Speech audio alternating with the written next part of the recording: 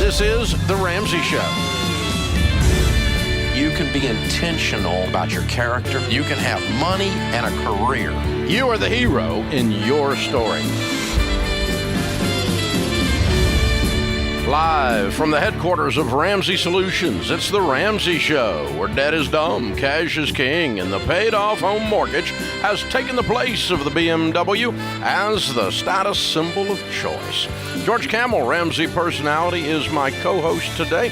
He's also the host of the Entree Leadership Podcast and the podcast that has absolutely exploded in listenership called The Fine Print. You can find all of those with Ramsey Networks. Be sure and check them out. We're here today to talk to you about your relationships, your mental health, your boundaries, your money, your job, your career, whatever it is in your life you want to talk about.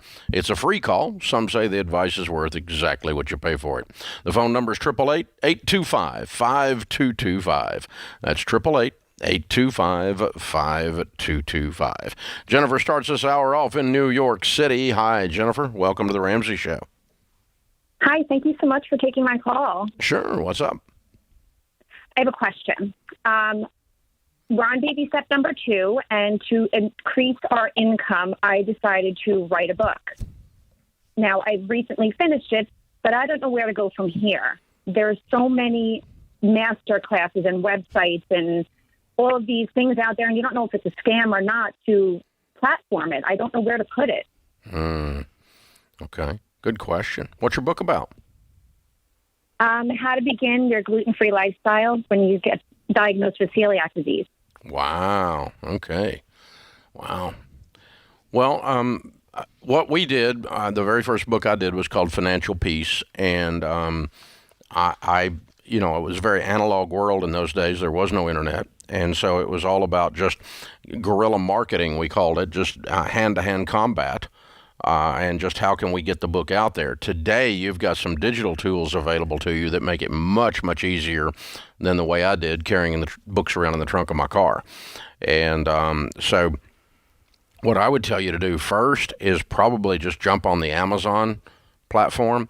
You can take your manuscript, download it, put a cover on it, and just sell it as sell it as a demand, and they'll print them, sell them on demand. They've got a whole publishing system there, and get started with that.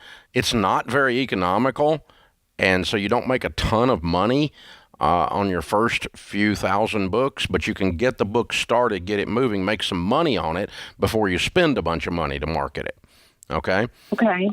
The second thing I would do is investigate on-demand printing other than Amazon, and then I would be looking for websites like the celiac, anything having to do with celiac, right?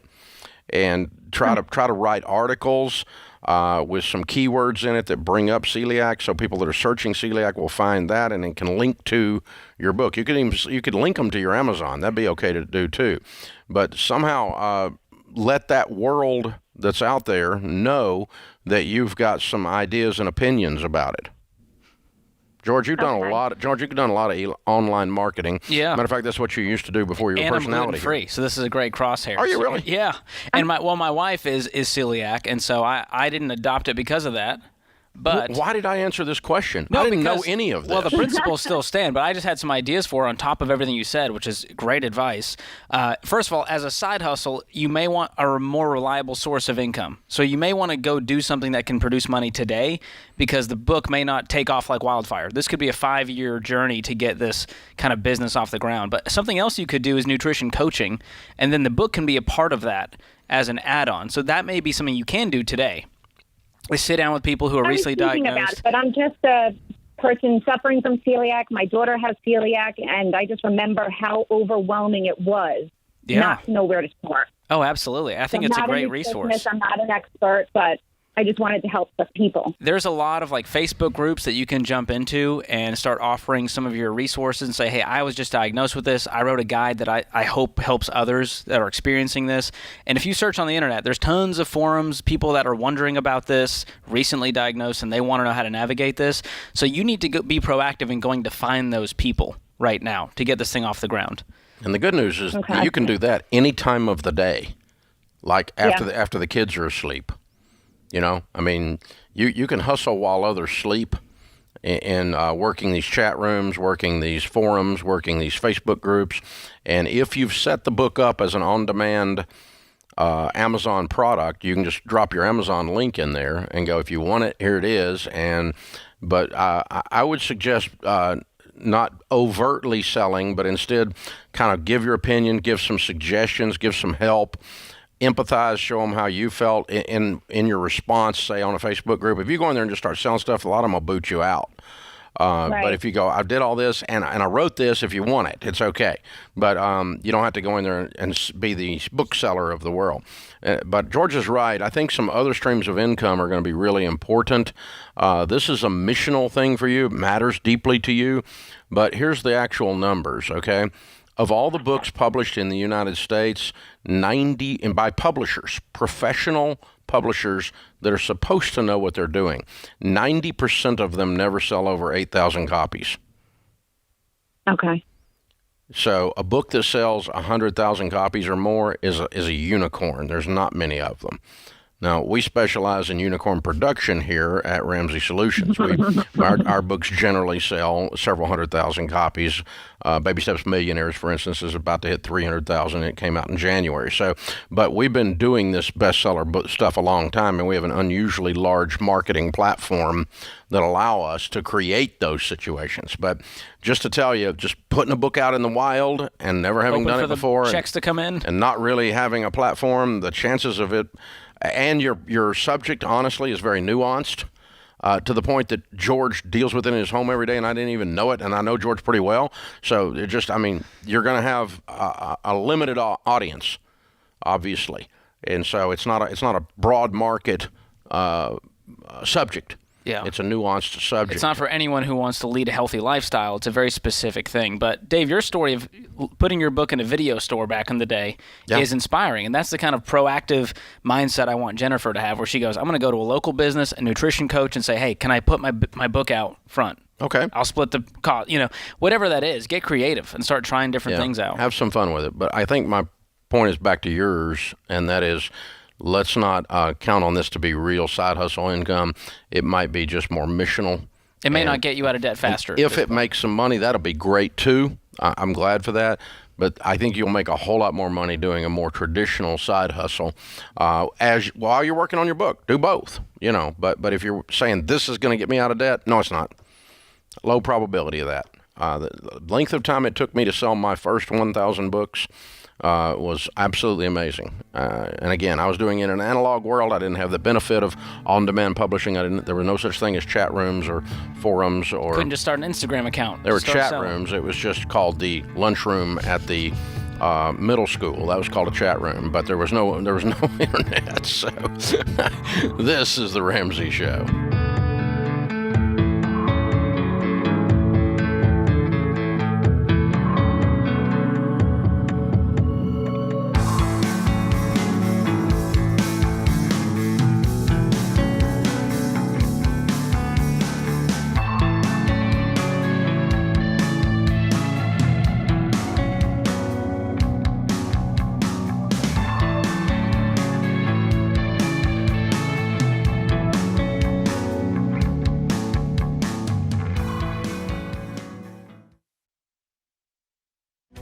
If you're looking for ways to update your home without blowing the budget, I've got it. For years, I've been telling you about our friends at Blinds.com. Blinds.com makes it simple to shop top quality blinds, shades, and interior shutters from home with easy online ordering and free shipping. With Blinds.com, there's no need to renovate your entire home. Just change out what's on your windows with upscale choices like faux wood blinds, cellular, and roller shades, or even outdoor shades. Plus, Blinds.com guarantees the perfect fit, whether you do it yourself or you have them measure and install everything for you. Shop their latest looks and see how much you can save at Blinds.com today. The easy and affordable way to make your home more beautiful is Blinds.com.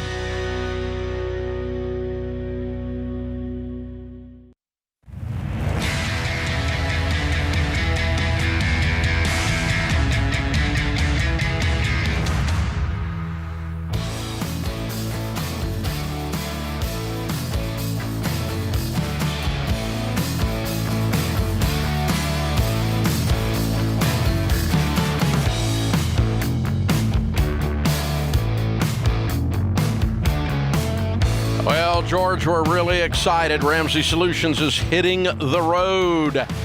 You guys out there already know that our Building Wealth event is coming to Las Vegas and Orlando in May, and we're pumped to add a few more cities for the fall. More to come, but already we're adding this week Sacramento in the fall, Minneapolis in the fall, and San Antonio in the fall. Tickets are on sale now for the Building Wealth Live event. We're going to tackle the latest get-rich-quick trends, dive deep into investing, saving, planning for retirement. Might sound like a lot of complicated stuff, but the truth is it's way easier than you think. Me and Rachel Cruz and George Camel will do this, along with Dr. John Deloney and Ken Coleman will be there. All of us will be signing books, taking photos, hanging out with you guys in each of these cities. So tickets are on sale now for Las Vegas, May 5, Orlando, May 19. Almost sold out, both of those. Sacramento, just on sale November 1st. Minnesota, November 10th.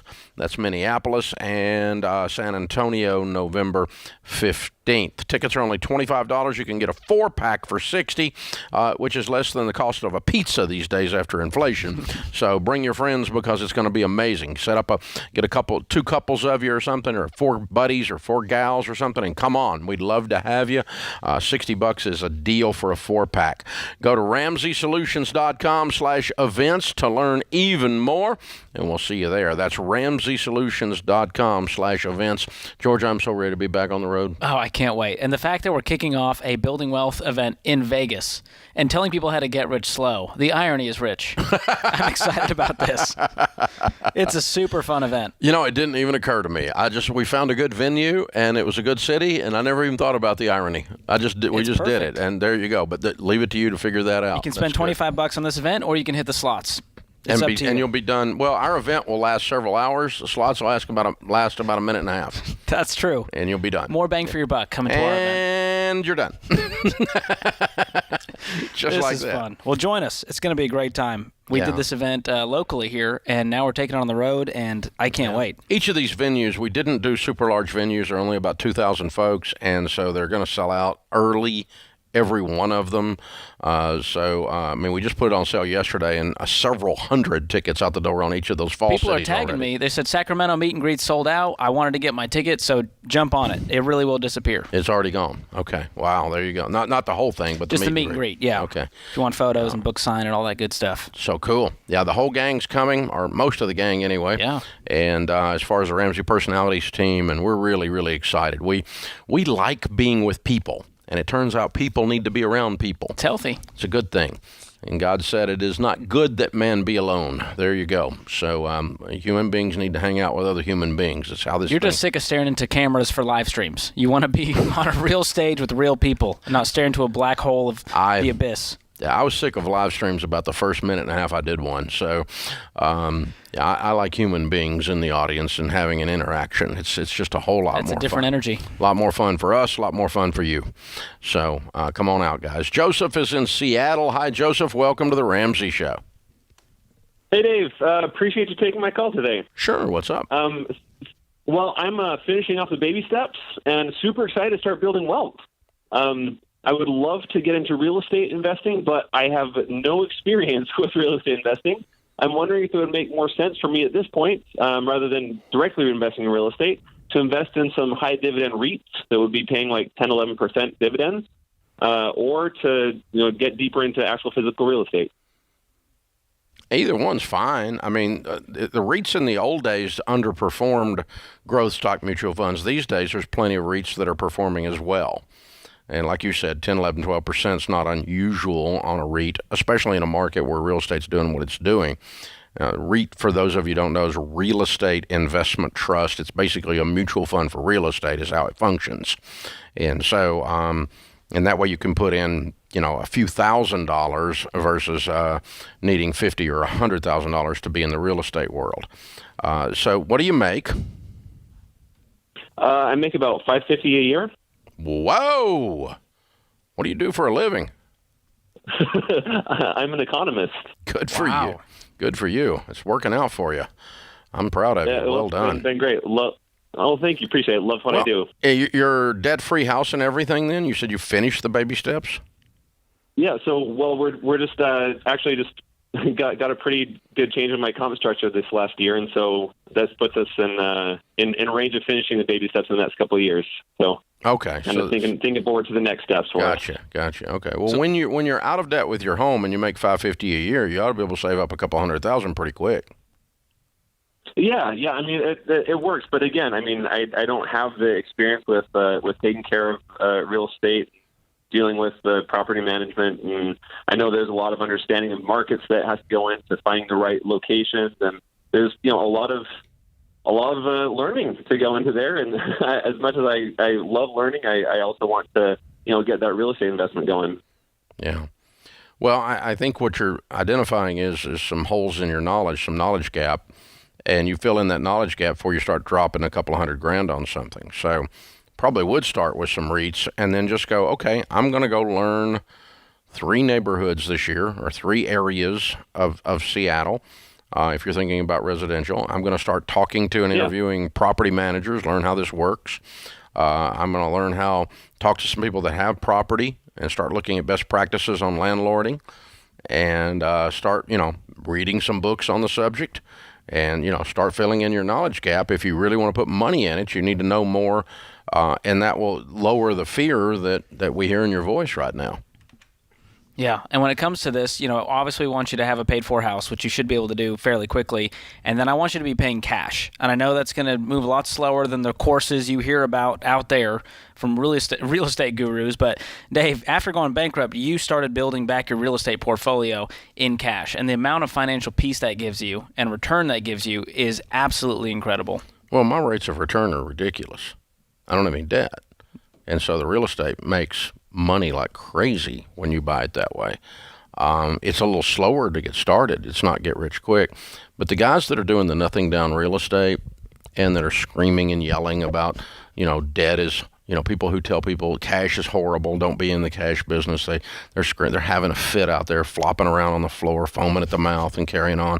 The guys that are doing that stuff, basically, if you follow that, I defy you to find someone that 10 years later is not broke. When you do nothing down real estate, I was in a nothing down real estate club.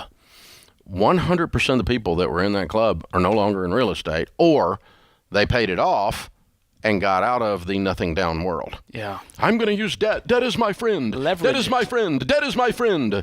Dave Ramsey and the Ramsey people are crazy. Well, that's because you're selling a course on nothing down real estate, a get rich quick crap. And it's not going to get rich quick. It's get rich. You'll get rich. I got rich. I had $1 million net worth at 26 years old, made $200,000. But I lost it all because of debt. And because I was following these guys that are running around on the internet today screaming. They're not on the internet in those days, but they were in hotel ballrooms, So, the guy that wrote the book Nothing Down, Robert Allen, went chapter 11. Okay. Oof. I mean, so this just tells you, and not mad at Robert. He believed that stuff, yeah. But it's just, so you have to decide which of these paths you're going to follow, and I defy you to find someone that has followed the get rich quick, nothing down real estate, the cash is bad idea that if that those guys. I defy you to find someone that's followed that strategy and 20 years later still owns a bunch of real estate. They just don't. There's a correlation between you getting rich slow and then keeping that wealth, and you getting rich quick and then losing it all. Exactly. And if someone has to flop around and foam at the mouth to get you to do their stuff, then run the other way. Thou doth protest too loudly, young man. That's some Shakespeare right there. Seriously. This is the Ramsey Show.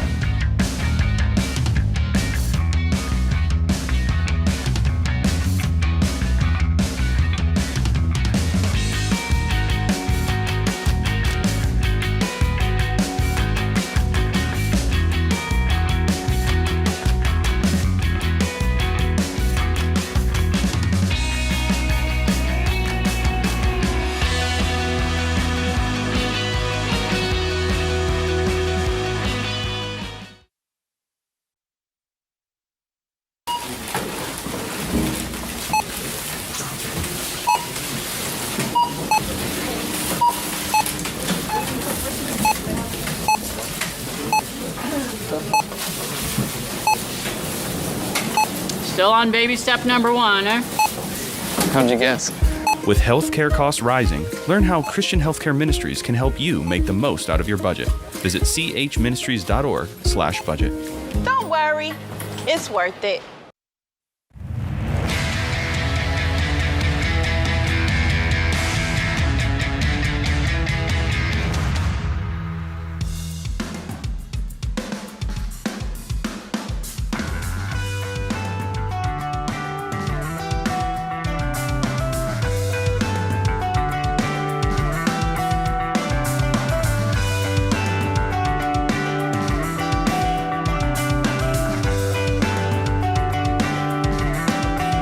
George Camel, Ramsey Personality, is my co-host today in the lobby of Ramsey Solutions on the debt-free stage. Shane and Kelly are with us. Hey, guys, how are you? Good. Hi, doing great. How about you? Better than I deserve. Welcome, you guys. It's so good to have you. Where do you live? We are in Mechanicsburg, Pennsylvania, right outside our capital. Very good. Up in the Harrisburg area. Yep. Very good. Good to have you guys. And all the way to Nashville to do a debt-free scream. How much have you paid off? So we got rid of $229,000, cash flowing $109,000 in 16 months. Whoa! What was your range of income during that time? We started out at $81,000 and increased to $132,000, and then any stimulus or child tax credit went right to our debt. Right. Cool. Did you sell something big too? You had to. That is part of our story. Okay. Yeah. All right. Well, tell us your story. What happened? So in 2014, I got out of physical therapy school. I graduated with my doctorate in physical therapy. And so we had over $200,000 in student loans. And at that point, I went on Pinterest and started looking up ideas of how to get out of debt, and I found the baby steps. And in the same week, my little sister mentioned Dave Ramsey. So I read the Complete Guide to Money in 2 days, Total Money Makeover in 2 days. Oh my gosh. And we attended FPU. Game on. Yes, we got Gazelle Intense at that time. But then we decided to start a family, and Shane became a stay-at-home dad at that point. And when the pandemic hit in 2020, the hospital I work for was offering a ton of overtime. So I worked from 3 a.m. to 7 a.m. and then went to my full-time job until 4. And then Shane went to work from 4:30 p.m. to 1 a.m. Whoa. So we worked around the clock. Wow. But you were making bank. Yes. So that was worth it. that was not 132. You made a lot more than 132 that year. Yeah. That was our taxes for last year, but Oh, it was with all that work. Yep, all that work, but we lived on nothing, basically nothing. I mean, when we went Gazelle Intense, like, we relied on Christmas for people to give us, like, underwear and socks.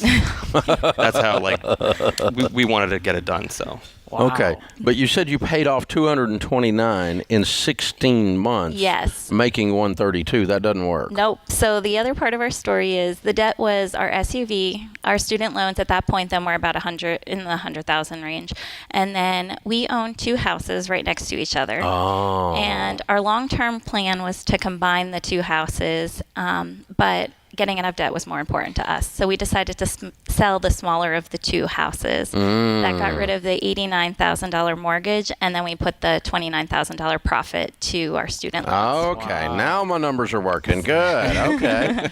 Well, good for you. Was it worth it? It definitely was. I mean, you know, it was just a struggle.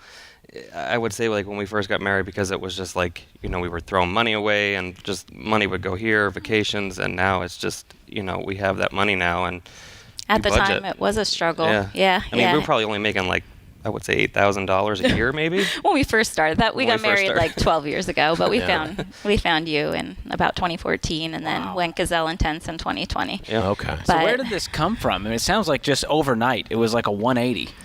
Yeah, well, like I said, we knew about you, and we were Gazelle Intense before children, and then we kind of went Dave-ish, and then in 2020, with the pandemic, we didn't have anything else to do. And like I said, my hospital offered so much overtime, so I was able to pick that up. Yeah, and there were other side jobs that we had, just like babysitting dogs. I mean, we sold everything that we owned. Yeah. Everything. I mean, the kids really did think that they were going to be next. So I'm wondering if, because of all the opportunity for extra work, you mathematically could see that we can do this, and that got you back to intensity. Yeah. The hope made you go again. Yeah. Yeah. So you went from Gazelle to Dave-ish or Ramsey-ish, but then when you saw, hey, we could pick up this work and finish this, and you got to game on again. Yeah. Yep. Game on. All right. I'm starting to understand what happened. Good. Yeah. Very good. Way to go, you guys. All right. What do you tell people the key to getting out of debt is?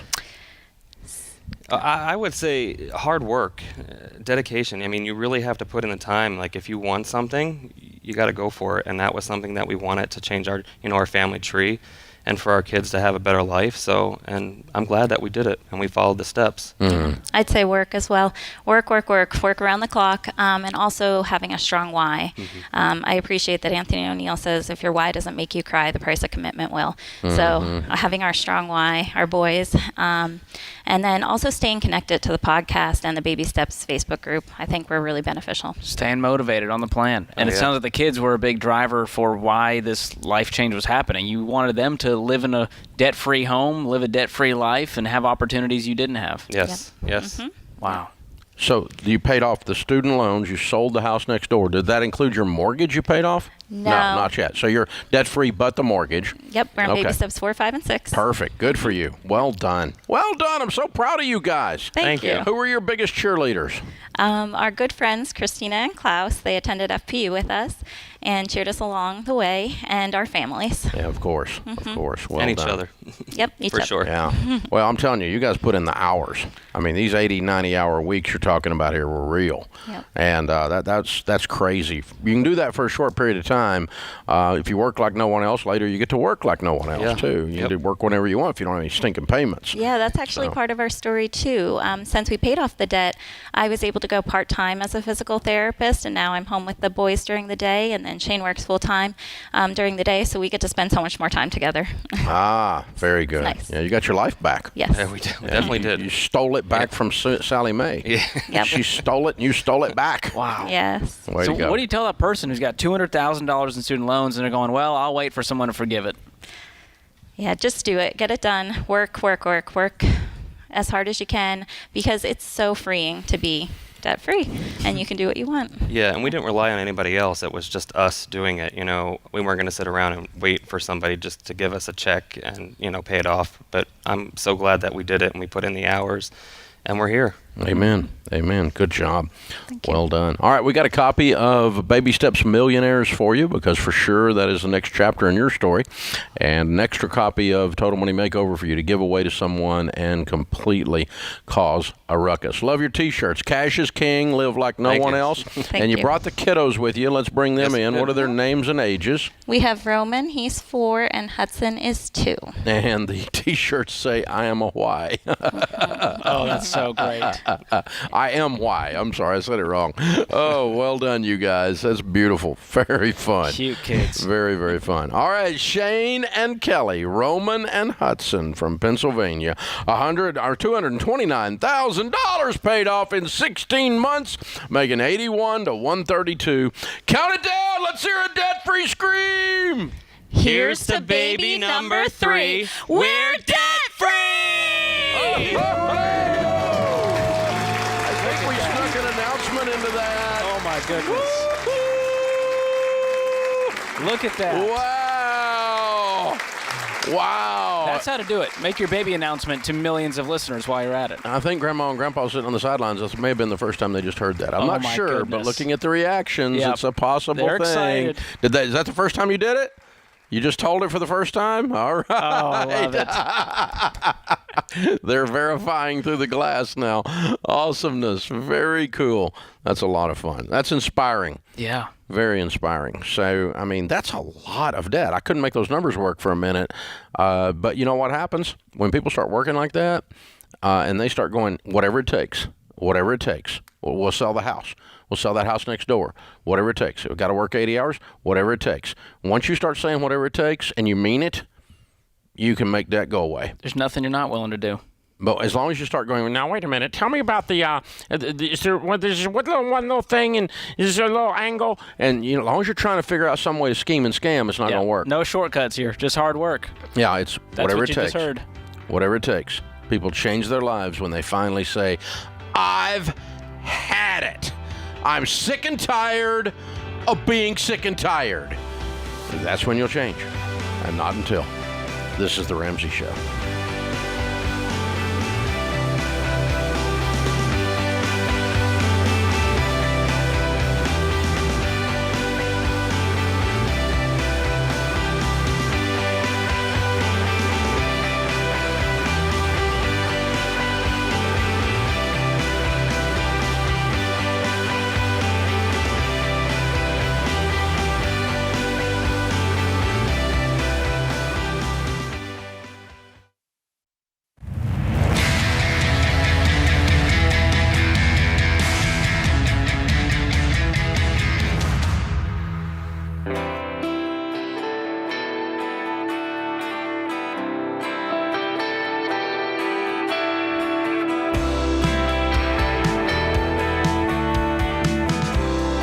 Ramsey Personality is my co-host today.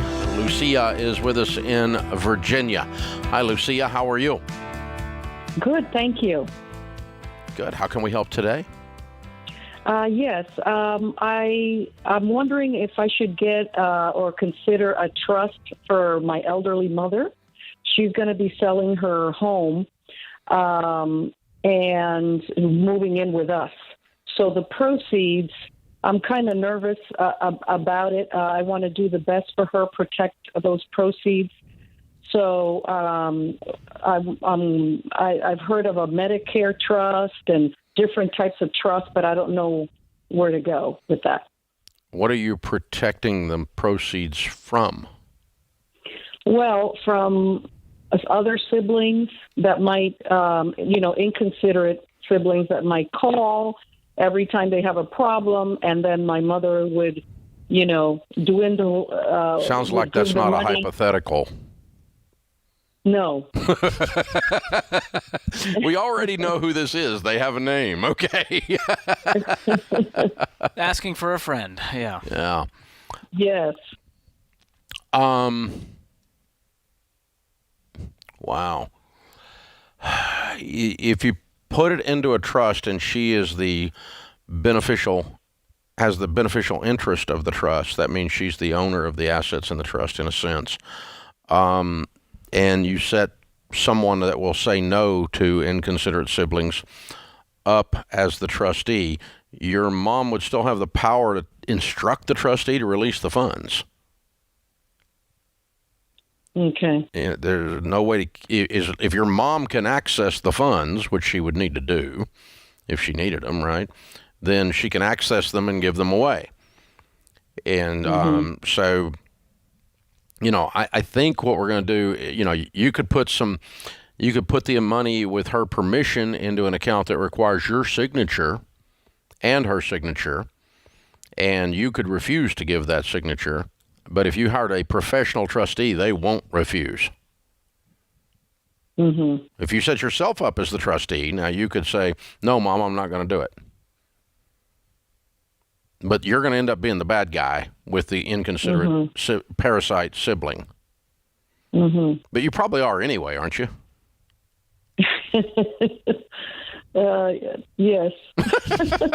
Well, I mean, generally the responsible one is the bad guy to the parasite. That's generally the way it works in families. I mean, yes. Have you talked to your mom about this? Had this conversation with her? No, not really. I wanted to get, the information and then present it to her of what, we should do. What the options are. Yeah, I think what I would do is make sure that she has a good estate plan, and while you're meeting with the estate plan attorney, ask them what some legal methodologies are to make it difficult for your mom to access the money in a moment of weakness, in a moment of enabling to a parasite sibling, and just talk out loud in front of her to the estate planner about that. They could probably tell you if there's a way to structure a trust to do that, and you meld that into the estate plan. That's one thing to do. You could set up a simple bank account that requires both signatures. That's not a trust, but it just requires both signatures, yours and hers, and you're not going to give it. That one's very clean. If you're going to set up a trust, the trustee would need to be someone who would say no. Mm-hmm. And again, an attorney is not going to say no. They're going to take the instruction of the person that has the beneficial interest. Mm-hmm.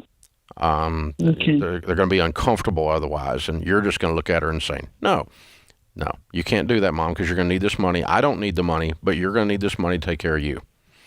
And, so that's the two things that come to mind. And no matter how it is structured, whatever you decide to do with her input and maybe with the input of the attorney, I think you go ahead and have a little town hall meeting here with the other siblings and say, listen, here's what we've done. This is Mom's money, and nobody can get to it except her. We've trapped it. So that kind of puts them on notice. Don't even ask, because it's useless for you to ask. And then you're not put in the position later that says, oh, I'm the one that has to say no. But if you just act like, hey, we put it in a lockbox, a legal lockbox, and it can't be opened, so you can't get it, and just let them know to don't bother. And I do that as a conversational head them off at the pass thing, and put it in the rearview mirror. But that's not an unusual thing you're facing, by the way. Parasite siblings with an enabling mom is a fairly standard playbook we see out there a lot. Creates a lot of relational drama, especially when you don't have this conversation, and all of a sudden, mom's gone, and we're all trying to fight about it now. So I like having the conversation now. Yep. David is in New Mexico. Hi, David. How are you? Hey, Dave. Hey, George. Thanks for taking my call. Sure. What's up? So my wife and I, we've really been committing to going through the baby steps. And right now we are doing baby step 4. Mm-hmm. And great. What I wanted to know was when you guys thought would be a good time or a good baby step to start thinking about a baby. So we're at that point where we're considering it. I don't really like the public schools in our area, so I want to send them to private school. Do you guys have any suggestions as far as when to start thinking about that? Yesterday. Or you should already have babies. Go get babies. Babies are awesome. Okay. What's holding you back right now? Well, so the main thing is, so both my wife and I work. She's a labor and delivery nurse, which probably explains why she's really wanting the baby. So my concern is once she has our first baby, that I would really like for her to be able to stay home. That's going to have a shift in our income. Yep. And so I don't want us to have to take any steps backwards since we've been able to move forward so well. You shouldn't have to take steps backwards. You structure your household to where you live on your income. Can you afford to live on your income alone, David, today? So the biggest issue would be the mortgage. We took on the mortgage prior to the whole, Dave Ramsey baby steps. So it's a little bit more than our that portion of our income. So right now, at my current income, that probably might be feasible, but we would definitely have to do the whole beans and rice and beans again. So well, it may be that you choose to not live in that house to have babies, or you choose to not live in that house to have babies and her be at home with them, or she works, 3/12s, which a lot of nurses do. And a newborn's not going to private school, so we don't need to worry about that right now either. At least not in my house. No. Do they have private schools for newborns? I That's suspect, scary. yeah. Oh, boy. But yeah, they got everything for newborns. But yeah, listen, we don't tell people when to have children. It's not a financial step. The baby steps have nothing to do with babies. And so, you have babies when you and God decide to have babies. And that's the time to have babies. And I'm a big fan of babies. Yeah. And it becomes a line item in your budget. That's it. Yeah, it's an added expense. And so what you're doing, David, is you're saying, okay, I really want my cake and eat it too. I want to be able to live in this house. I want to go to private schools. I want her to not have to work, and I want us to, to prosper and go forward. And you can't have all that. You're going to have to choose something. Your income's going to have to go up. She's going to have to maintain some kind of income, or you're going to live in a different house. Or, and thus is the joy of raising a family. But I highly recommend it anyway. Yesterday, it's the babies are the best thing I've ever done, and I've done some really cool things, but babies are the best. The only thing better than the babies, of course, is the grandbabies. And if I'd have known how great grandbabies were, I'd have been nicer to their parents. So there you go. Rachel and Daniel and Denise, they ended up just fine. They turned out. They're great. They turned out. It's okay. But yeah, it's because of their mom. This is the Ramsey Show.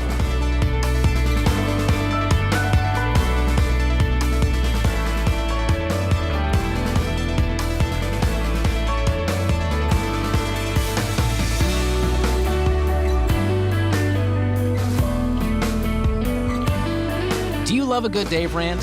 Want to see the latest Ramsey Show videos going viral?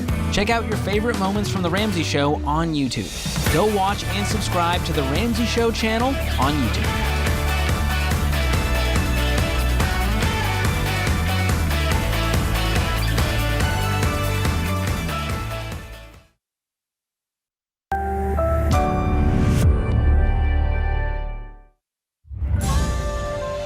This is The Ramsey Show.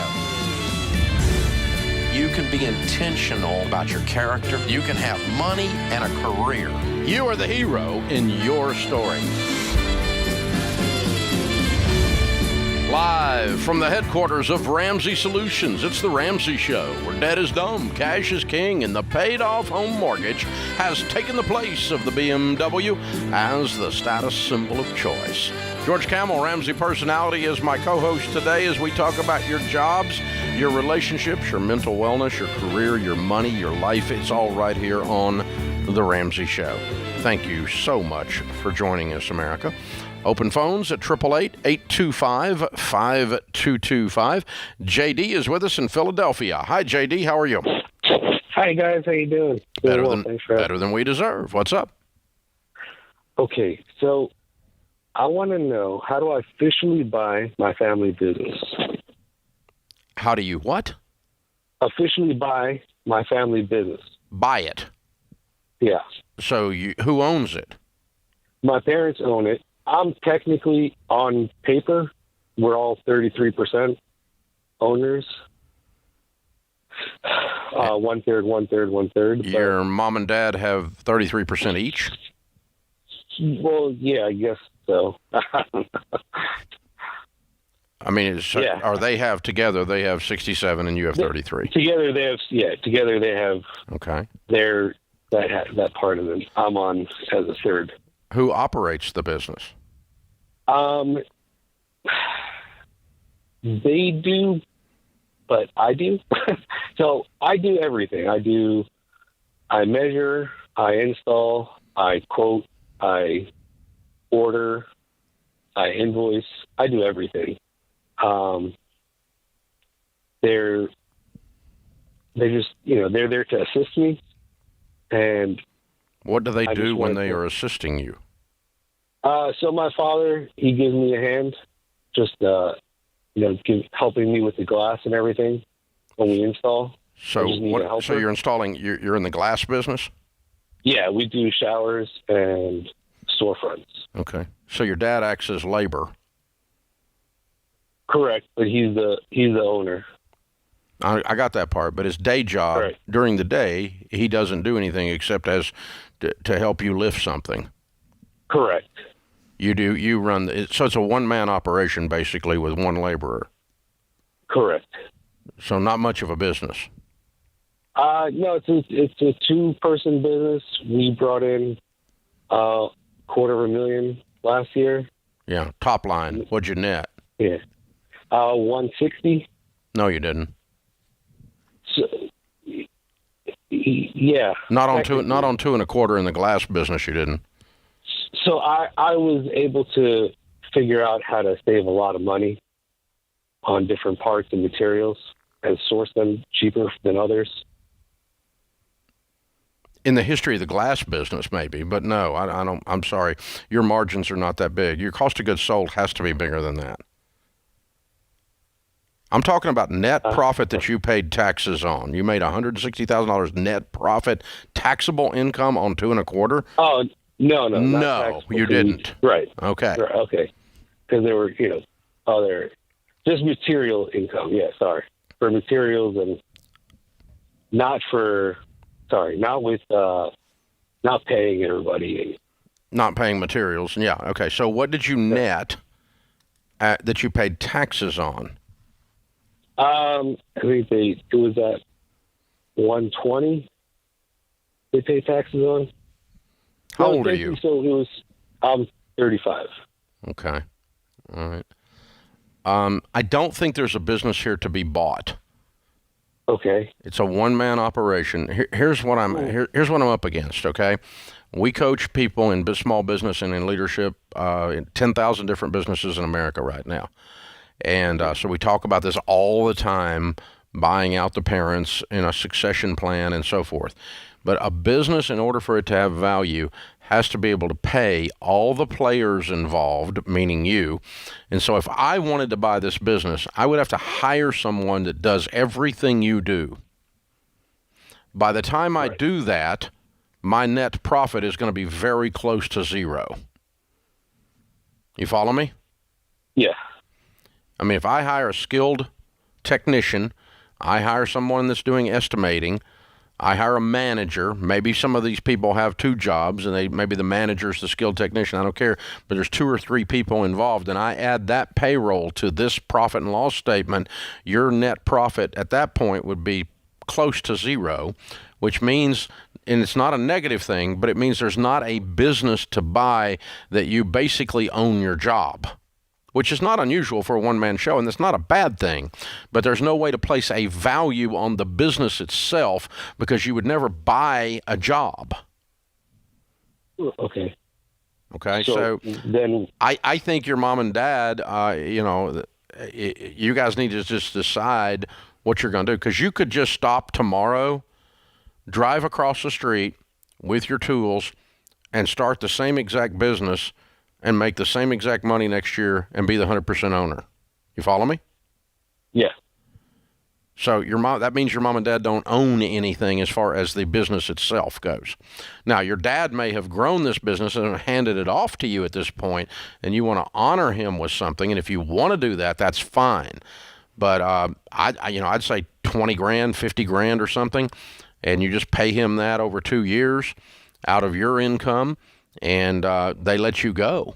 But it's not worth any more than that. It's probably not even really worth that, technically. Right. You see how I'm arriving at that conclusion? It's not putting down the quality of your work. It's not putting down the fact that your dad's worked hard all these years. It's not putting down what you're doing, but there's no math left over in this equation. Mm-hmm. You're kind of buying the client list and the name of the company and the brand and the equity that exists in that. But outside of that, you've got to do the work. Right. So have you had a conversation with your parents about this? Are they looking to let go of this business? They are looking to let go, but they don't know how to let go. They're always just involved. I try to say, let me take it over. Yeah. I'll give you a percentage of, Do they need the money? I'll give you 50%. I'll give you 50% of the profit for 2 years. Right. And Dad, we've got to wrap this up because otherwise I'm going to have to move on and do something else. Right. And I love you, and you'll always be my dad, but this business part of this is not working for me anymore. And so we've got to have a set plan that you and I can both agree to that is that's good for you guys and good for me.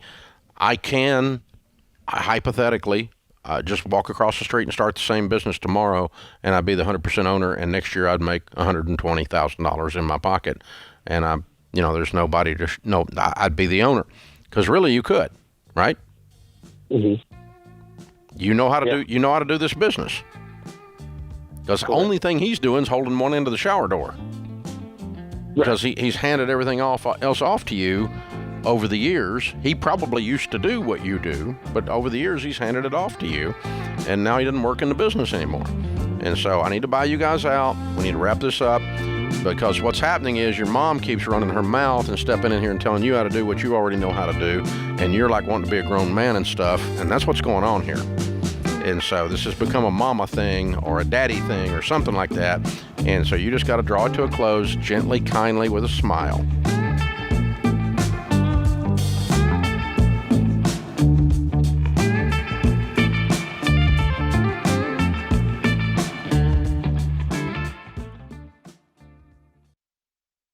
If you're considering a career in technology, I recommend Bethel Tech, and I'm not alone. Here's what Brendan said. Before Bethel Tech, I was driving Uber. Within 4 months of graduating, I got a job paying $60,000. About 2 years after that, I got a remote job that pays me $130,000, all thanks to what I learned at Bethel Tech. You could be next. Get started today at BethelTech.net and get $1,000 to $2,500 off of your tuition.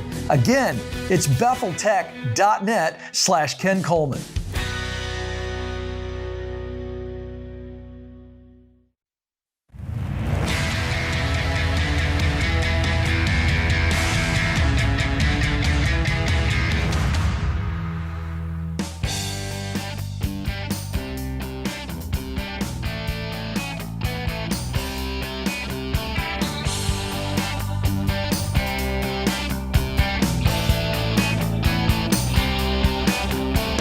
Well, we all know time is important. It's more precious than money or shiny toys. If you could do one thing that would make the time you have left worthwhile, wouldn't you do it? Of course you would. We all get that. And we want you to have everything you need to be well. And that's why we're partnering with the folks at BetterHelp to give you a month of free one-on-one weekly therapy when you pre-order a copy of Dr. John Deloney's new book, Own Your Past, Change Your Future. Yeah, you buy a book, you get a month of free therapy with BetterHelp. That's a deal! You're never too old or too young to improve your health and make your relationship stronger. This is a life-changing combo. Listen, his new book comes out next Tuesday. If you want the pre-order deals, you need to order it now. And this book is incredible. It'll make you laugh and cry. It has affected everyone who's read it, George. I'm super pumped about this, and I'm about to listen to the audiobook. I got my hard copy last night, got the audiobook, about to go on a road trip for Easter. Okay. Gonna really dig into it. Okay. Well, I of course, read it when it was in manuscript level, and I find myself, I love when we do a book that even those of us that are hardcore writers and speakers and stuff around here, we get a lump in our throat. And we go, oh, man, that's, yeah. Really. And that's what this one is. It's like Dr. John sitting across from you, reading your mind the way he has the ability to do. His decades of experience and PhDs, and he brings it down to even my level, Dave, which is, that's hard to do. It's that conversational. Well, my level as well, my brother. All right, get the free therapy sessions, the ebook, the audiobook. If you pre-order Own Your Past, Change Your Future, only $20 at RamseySolutions.com. Do it quick, because the book comes out next week, and all that's going to go away. The book, it's just going to be a book then. Just a book. Just going to be just buying a book after that. So this is the biggest offering we've ever had with a book on pre-sale. I've never seen anything like it. It's pretty bizarre. It's pretty cool. Kimberly is with us. Kimberly's in Chicago. Hi, Kimberly. How are you? Hi, good afternoon. Thanks for taking my call. Sure. What's up? Well, I am a teacher, and I currently have a mutual fund through my 403B. And I'm wanting to know, how should I allocate my assets within the fund if the small and mid-cap fund are combined?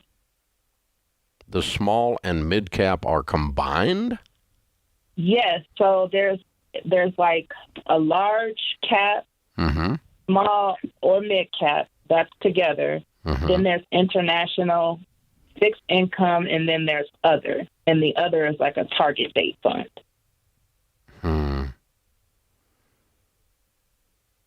How's the track records look on them? They're above the S&P. Okay. All three of them? The large, smaller, mid, and international, yes.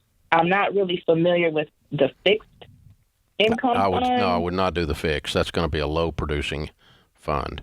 That's like a guaranteed fund. We stay away from that one. Okay. But I guess you're across those three if they've got good long track records. Okay. And you can just either go thirds, or you could double up on the small mid-cap, since it's confiscating two of the categories. I don't know, George, what's your It sounds like you're diversified across a lot of different types, and so that's the key here versus the exact percentages. But if you don't have any other options, is that all you have in there? Yeah, I was just thinking about going between the three, because that's what made sense to me. But I just wasn't sure, so that's why I called. Yeah. Well, there's not a magic formula, so you could do that, or you could say, I'm going to put 50 in the one that's got two categories, right, and 25 in the other two. But you're going to come out okay in either one of those equations.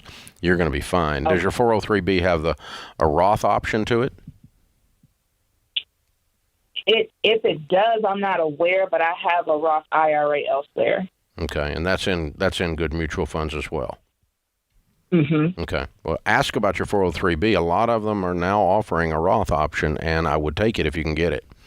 I would definitely convert to that. That's probably a more important discussion than the actual fund distribution, because it's going to grow tax-free. Very important. Scott's with us in Atlanta. If I can find the button. Here's Scott. Hey, Scott, what's up? Hey, Dave. George, nice to speak to you guys. You too. How can we help?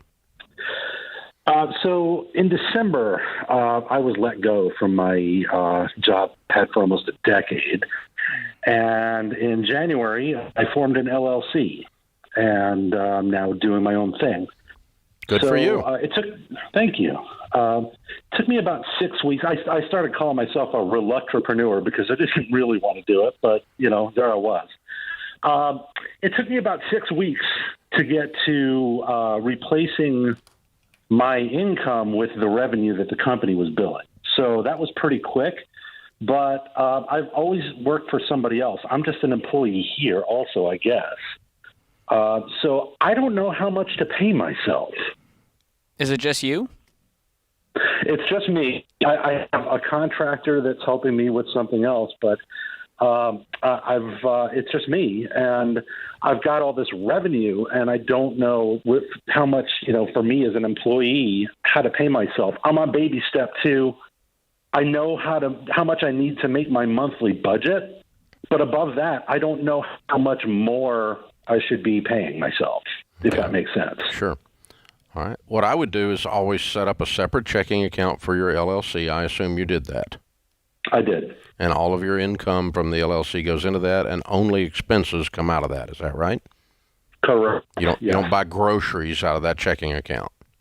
Absolutely not. No. Okay, good. All right. And so then the only other question is, how much money? It sounds like you're doing some kind of service-based thing. What do you do? Public relations. It's a PR firm. Okay. All right. And so you're just basically get either one-time gigs or get retainers, one of the two, right? That's right. It's almost exclusively retainer. Okay. Mm-hmm. All right. That's great. Good plan.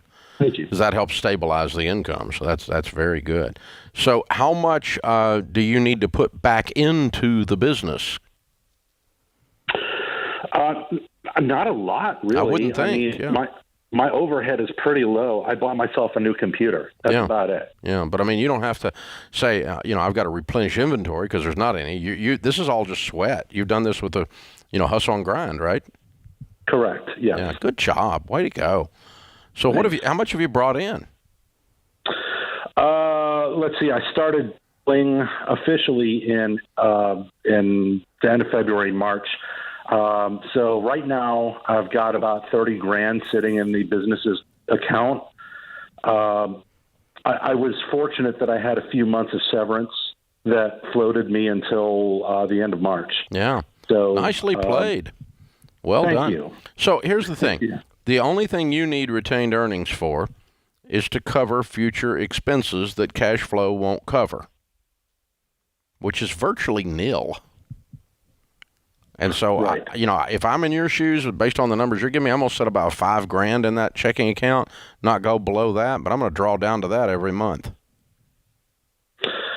Okay, that's helpful to know. Now, what about taxes and all that stuff? Because I know that as an LLC, as an S corp, I'm paying myself a certain amount for as a salary, and that's taxed one way, and then I'm drawing on the remainder, so that's taxed a different way. If the salary has a withholding on it, if you set yourself up on a W-2, then the other portion is the only portion we will need to address, and that is set aside a fourth of it in a separate savings account. So if you pull $10,000 out, set $2,500 aside in a separate savings account, because once a quarter you're going to need to pay quarterly estimates on your draws.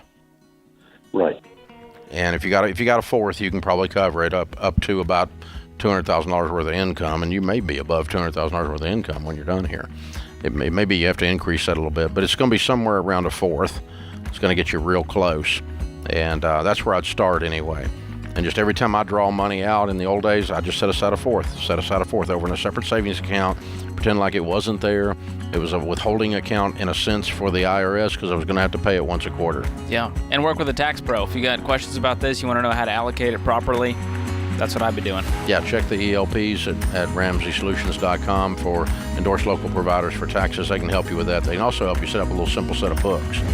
This is The Ramsey Show.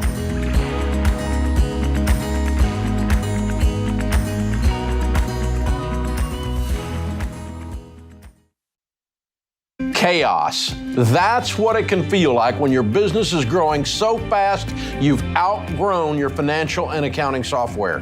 The faster you grow, the more likely you are to lose control of the numbers. And here's the reality. If you don't know your numbers, you don't know your business. That's why we use NetSuite by Oracle, the #1 cloud financial system.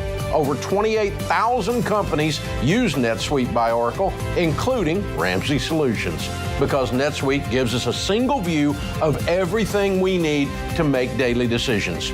Whether you're making a few million to hundreds of millions a year, NetSuite gives you the visibility and control of the things you need to grow, like your financials, inventory, HR, planning, budgeting, and more, all in one dashboard. Go to netsuite.com/Ramsey right now to get their free white paper. Jumpstart your CFO career.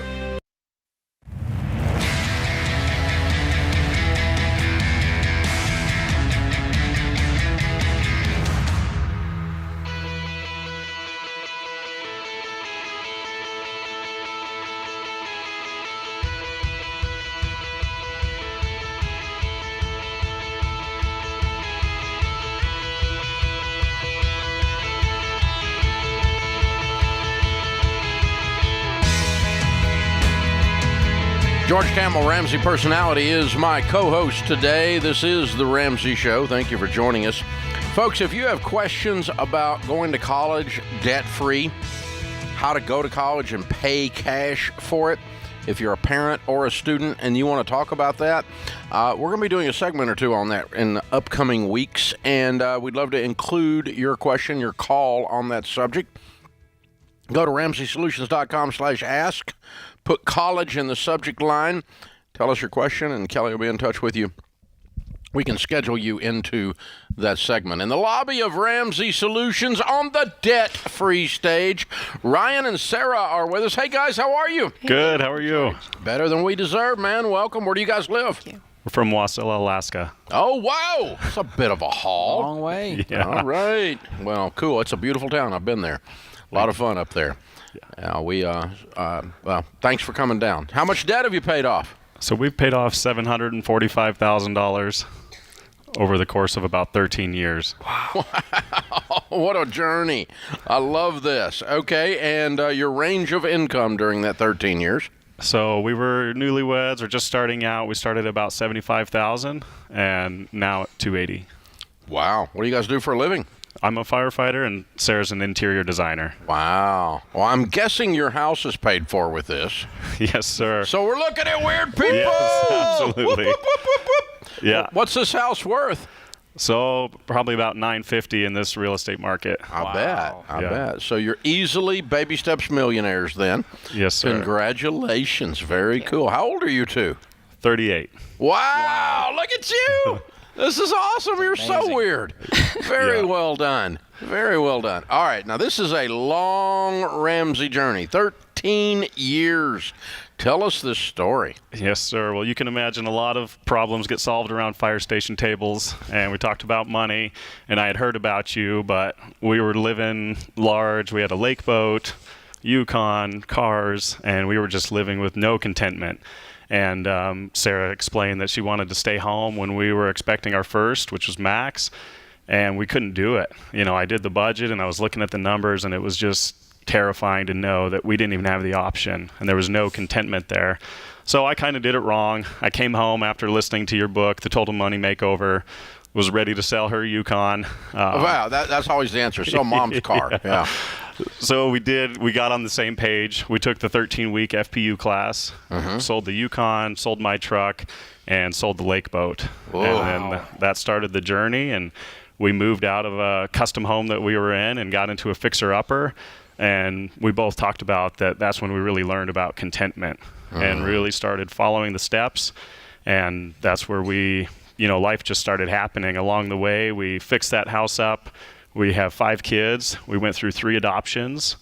And then we were able to buy a lot and build our dream house on the lake that, we couldn't even use before. We sold the boat we couldn't afford. Yeah. We were stressed out about gas. We were stressed out. We had this custom home when we first got married, and we couldn't even afford to put a lawn in. Wow. So it was a long journey.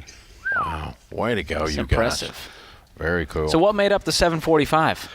So $75,000 was the 2 vehicles in the boat, and then the rest was mortgage debt, paying off the fixer-upper, and then paying off the home that we're in now. Wow, very cool. So, Sarah, the trade-off was you're looking at it and you're going, I get to stay home, but without a Yukon. Right. Is that how it worked? That was a hard decision, but we knew it was the right decision. I remember going to the bank to sell it, and I was like, I think 8 months pregnant or 7 months pregnant, but I sat there signing the papers, like crying.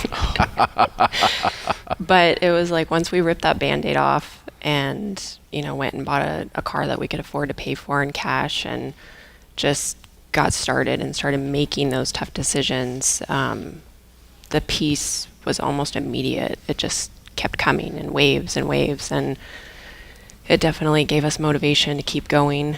We had friends that thought we were crazy. Like, aren't you guys going backwards? You had this, custom house and this flashy lake boat and, fancy cars. I mean, we thought they were fancy, but, we sold all of that, got beaters and downgraded into a house that had pink wallpaper everywhere. And I mean, it was just like, we don't care. Like, we're on board and we have a goal and we're just going to go for it. So yeah. It doesn't feel like stepping back at all. Right. Because you can see where you're going. Exactly. Yeah. No discipline seems pleasant at the time, but it yields a harvest of righteousness. Right. We're living like no one else so that later we can live and give like no one else. And for sure. Now you're in a position to do anything you want to do with 5 kiddos, including adopt. Way to go, guys. That's hero stuff. You guys are incredible. So 13 years, most people would just be unwilling to do that. What carried you guys through when it got hard and you went, gosh, we're in year 7. How much longer is this going to be? Honestly, I think one of the biggest things that helped us just stay motivated but inspired, like just keeping things around us that would keep us inspired to keep going. So we taught FPU, I think, 5 times. Wow. But we pretty early on started listening to the podcast every day. I mean, if we were in the car, it was on. At home, it was on. Ryan would listen to it on his way to work. I mean, our kids can pretty much like answer a lot of the questions. So, and when George, we get in the car, the next segment off. Yeah. You and Max have got the next segment. Sadly, that might be a much better show. They would love that. I'm worried. That's awesome. But yeah, so they were all engaged and on board, and it was just, that was really inspirational just to always be hearing people's stories and, and then we would talk about it a lot. What is that going to look like when we're debt free, and what can we do? And so now that you're here, does it feel like you thought it was going to feel? It feels surreal. Like, it's just crazy pulling up here today. Like, we've talked about it for so long. I don't know if Ryan wants to share, but we paid off the house a number of months ago and had planned to do this trip. And after we paid it off, we ended up having a house fire. Oh, no. So, and a fireman has a house fire. Yeah. Wow. Oh, this is awful. Yeah. Right. How bad a fire? Pretty much the 3rd level is gutted down to the studs. Oh. The whole house had smoke damage, so we actually aren't living in it right now. We had to move out. Oh, my gosh. And are dealing with the insurance and all that. So we've joked around that, we're going to get to move back into our dream house twice, for a second time.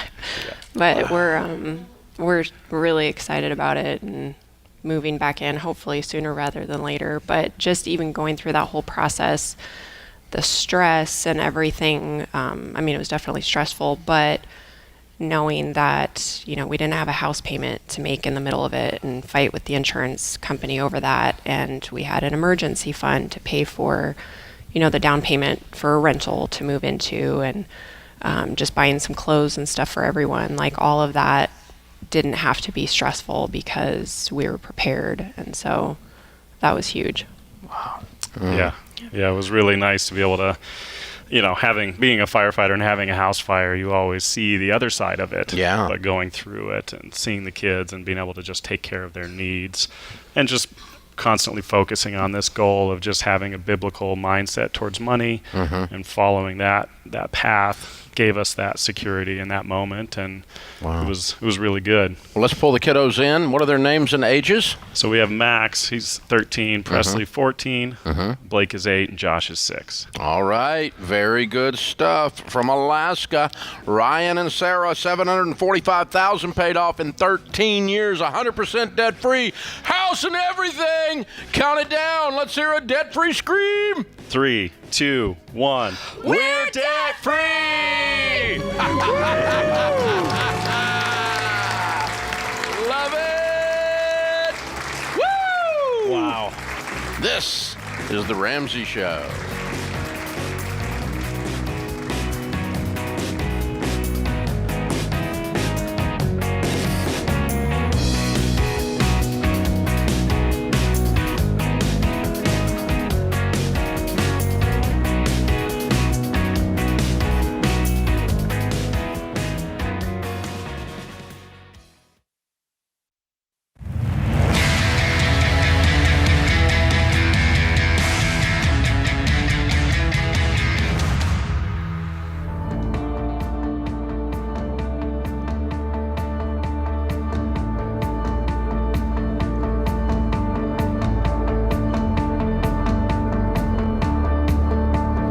George Camel, Ramsey Personality, is my co-host today.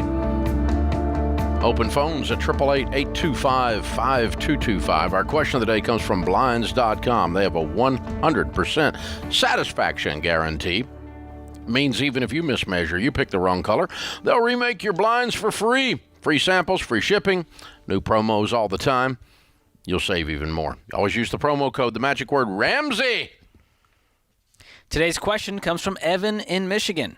He says, I'm 34 years old and I earn over $300,000 a year working in software engineering. I've always thought that Roth 401ks are the way to go for retirement savings. However, due to my income amount, wouldn't it be better to defer the taxes until retirement when income is more likely to be lower, or pay the taxes at my current rate? My thought process is that my wife and I will likely live on significantly less in retirement, so wouldn't it make more sense to pay the taxes then? It's a good question. Well, it is. The problem is that the tax rates are not stable. They change with the political winds, and so you can't use that set of assumptions to work, because they might just look up and go, oh, anybody who's saved $1 million or more gets taxed double because they're evil and they must be punished. And there is that whole group of people out there that want that kind of tax law enacted.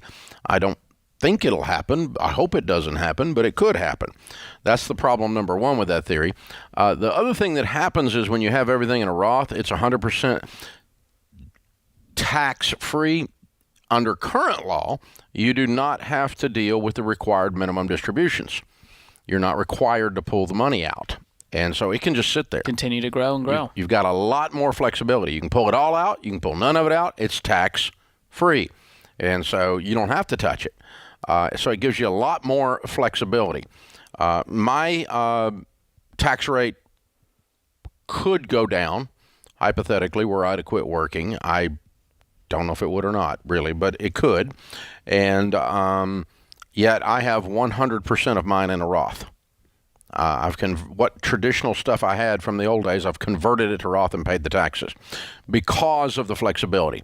Because likely in my case, and maybe even in your case, Evan, a lot of it, because you're making so much money, you've done so well, congratulations, is you're probably not going to touch this money. I doubt I'll ever touch my Roths. They'll probably become part of an inheritance. I won't need them. I've got real estate income that I'd have other types of income. Other sources. Other things going on. So I probably would just let all of that sit there and grow and grow and grow and grow and grow and grow. Where if it's in a traditional, it has required minimum distribution. They're forcing you to take certain amounts out per Exactly. year. Yeah. And there's a lot of assumptions here that 30 years from now, the tax brackets won't change or they won't go significantly higher. And I just don't like that, having to assume all of those things. I like the guaranteed, when I put my after-tax dollars in today, it's going to grow tax-free. If I've got $2 million sitting in that Roth when I retire, I can pull $2 million out tax-free. Exactly. Lets me sleep at night. So I'm still doing, I'm doing what I'm saying. I personally do a Roth. And I'm, Same. and I'm in the same situation, and George is in the same situation as well. So he's probably in a closer situation to you than I am because age is similar, that kind of a thing. So, well done, Evan. Well done, man. We appreciate you writing in and being part of our Blinds.com question of the day. Matt is in Pittsburgh. Hey, Matt, welcome to the Ramsey Show. Hey, Dave. It's an honor to be speaking with you today. You too. What's up? Well, I'm currently a 22-year-old college student. I'll be graduating here in the next couple months, and I'm looking to get out of my renting situation and purchase a home within the next year. I'm kind of lost on how to really save up for it, if I should be keeping all my income that I'm going to be having in cash, or if I should be investing it, and how much you recommend to put down on my first home purchase. I'm just kind of looking for some guidance here. Cool. So what's your income, Matt? Well, currently I don't have any, but I'll be starting a job in June that I'll be making $70,000 in my first year plus $10K in stock. But I'm pretty sure I don't get paid that until like a year and a half. Okay. And do you have any debt right now? I have a good amount of savings and personal investments, but I do have $9,000 left on a car payment. Okay, and that's all the debt. That's all the debt. So what's stopping you from paying off the car today and freeing up that payment? I was fortunate enough not to have to pay for my college because I got an athletic scholarship. So because of that, my dad, we bought a car together. Well, it's in my name, but we bought it together during COVID. So there's no interest on it. It was like one of those deals. I know you probably won't like hearing that, but I don't know. I just haven't put it as a first priority just because I don't really want to use my I have about like $11,000 in savings right now, and I kind of don't have an income these next couple months, so I've just been avoiding it, I guess. How much have you got in personal investments? Around 17. Okay. And is that in a retirement account? No, it's actually in individual stocks and basically all stocks and a little bit of cryptocurrency. Okay. Well, Matt, I'll tell you what we teach, and this is the process I followed to get through all the baby steps and now with a paid-for house. Baby step 1 is the $1,000 emergency fund. Baby step 2, we pay off all of our debt using the debt snowball method, and that includes the car. Baby step 3, we get 3 to 6 months of expenses in an emergency fund. And then baby step 3B, we start saving up for the house. And so that's where that would fall in. And so you're not quite there yet. You could be if we released these investments, cashed out, and started doing things a different way. But it sounds like you're good with Matt's plan, which is fine. But if you're going to buy a house, here's our parameters for it in that 3B. I want you to save up 10 to 20% for your down payment on a 15-year fixed mortgage. That should be your only option when it comes to mortgages. And your payment on that should be no more than a quarter of your take-home pay. And so you can jump onto our mortgage calculator at RamseySolutions.com and start playing around with those numbers to see, hey, in the Pittsburgh area, for a reasonable house for me, for my first house, what do I need to do? Okay, I need to save up $70,000 in order to get this house on a 15-year fixed rate where the payment's no more than a quarter of my take-home pay.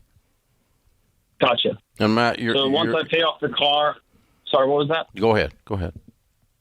So once I pay off the car and save enough to put 20% down, and my take-home pay, it's my monthly payment's a quarter of my take-home pay, then I'm good to go. On a 15-year. Yeah, and you could, today, if you paid off the car, you'd still have money left over for your emergency fund, and then you can start to save up for this down payment. We just got to start doing things in the right order so that you feel this progress. Gotcha. Okay. So here's the thing. You've listened to this show, I can tell, by the way you're responding to some of these things. And you kind of knew what we were going to say, didn't you? Yeah, a little bit. All right. And so here's the data, the actual facts, not theory, not a Ramsey opinion, but the actual facts. We did the largest study of millionaires ever done in North America, 10,167 of them. The number of them that became millionaires using Bitcoin was precisely 0. The number of them that used single stocks playing a day trader game was under 5%. In other words, 95% of them did not use your plan. Right. So you need to decide if your plan sucks as bad as I think it does. Well, would you recommend cashing out of my individual stocks and crypto and keeping that all in cash? Apparently, that's what I just told you.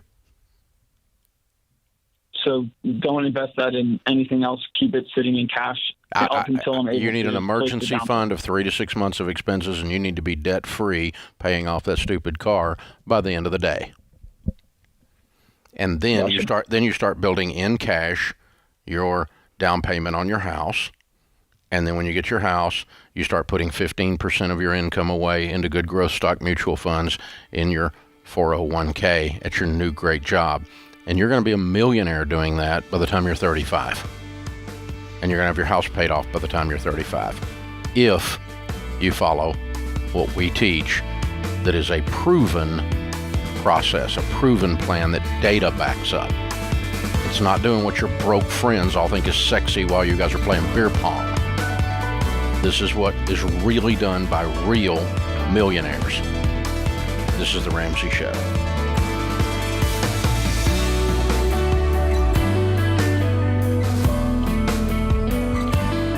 Do you love a good Dave Rant? Want to see the latest Ramsey Show videos going viral? Check out your favorite moments from The Ramsey Show on YouTube. Go watch and subscribe to The Ramsey Show channel on YouTube.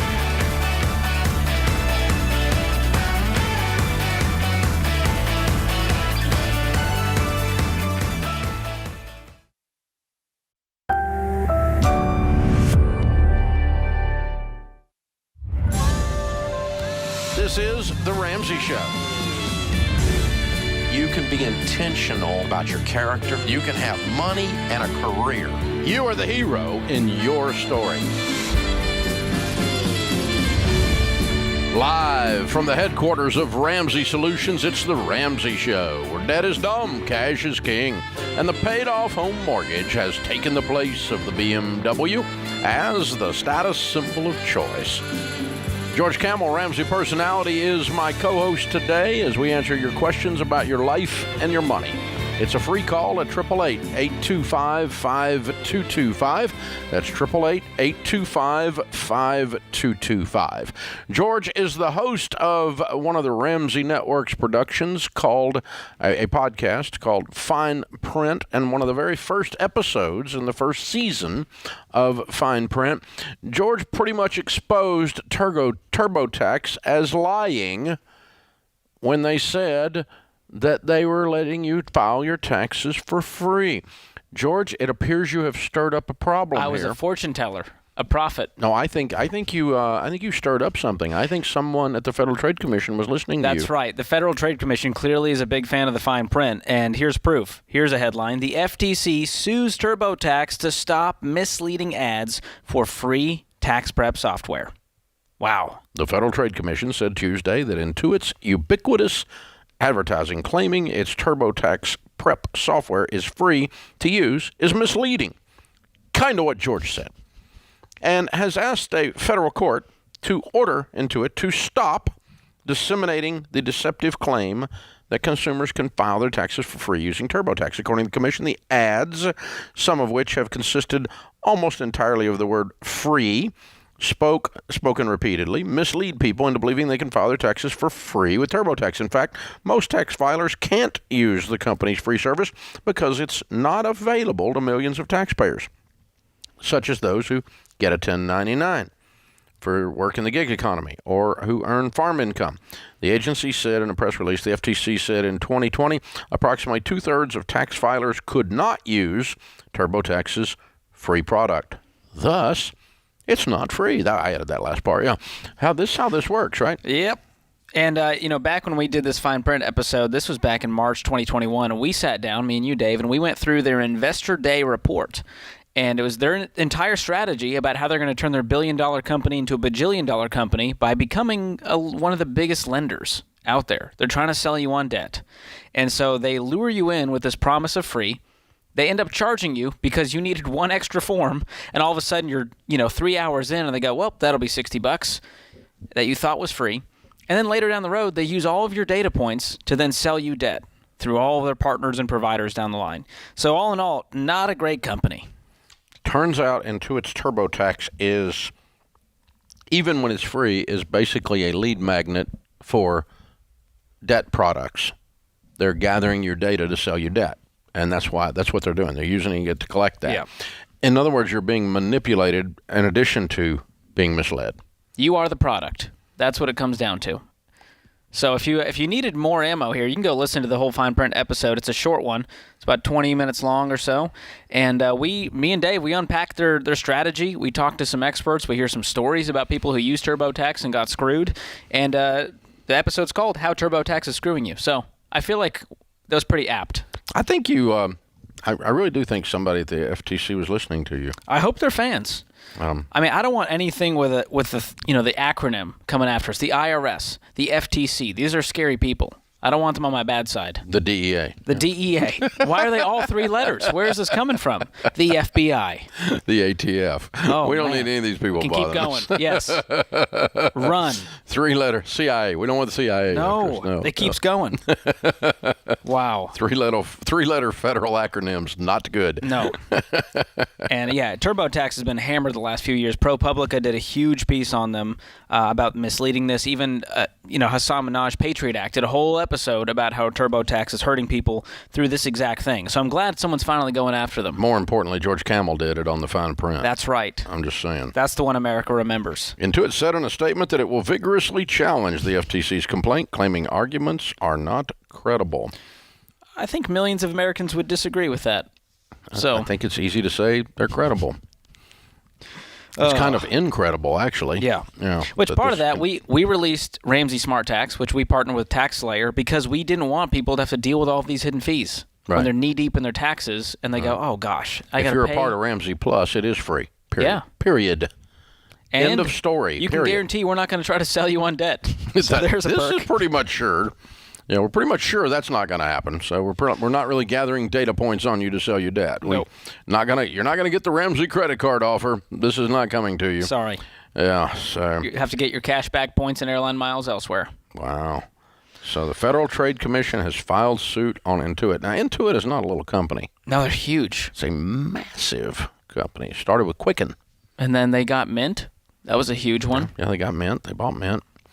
And Mint's not doing so well either. Yeah. It's kind of struggling along. Well, it's a similar strategy. It's just become a debt company. Exactly. That's how they make their money now. Yeah. You get free budgeting. Yeah, but you're going to get a lot of opportunities to screw up your budget. Like every time you open That is ironic. They're helping you do a budget by selling you on lots of debt. Yep. That works. Yep. See, and it's all back to this one home company. I think they still own Rocket Mortgage, don't they? Yeah. That sounds right. So they're, I think they're selling you to move your, They're buying up all the lending companies to have under their umbrella now. Things that make you say, Federal Trade Commission said Tuesday that Intuit's ubiquitous, love that, advertising claiming its TurboTax prep software is free to use is misleading and has asked a federal court to order Intuit to stop disseminating the deceptive claim that consumers can file their taxes for free using TurboTax. Now, this is actually very interesting news for some of you that have never heard anything about this because you've procrastinated and put off filing your taxes. As a matter of fact, the IRS is putting out information right now into the media, including us, that says that more people are going to file at the last minute this year than at any time in the history of the United States. There's going to be a tidal wave of late and on the money at the last minute filers. So if you're one of those and you're a TurboTax guy, you may want to think about changing. Yeah. Jump over to Ramsey Plus. You can join that. And if you're a member of Ramsey Plus, Ramsey Smart Tax is completely free. If not, Ramsey Smart Tax is an online filing service. It's very inexpensive, and there's not a bunch of hidden charges, and we're not going to tell you it's free. Because it's not unless you're a member of Ramsey Plus. So there you go. And John Deloney did his taxes using Smart Tax. So if John Deloney can do his taxes, you can too. You got this, America. Really? That's impressive. Yeah, I know. I'm impressed too. That's pretty cool. Pretty fantastic. Get your taxes done, guys. Get it done early. You know? Well, yeah. What? Don't procrastinate. It's too late to be early. Yeah. You got, 4 hours left? Yeah, you need to get this done, like, now! This is The Ramsey Show.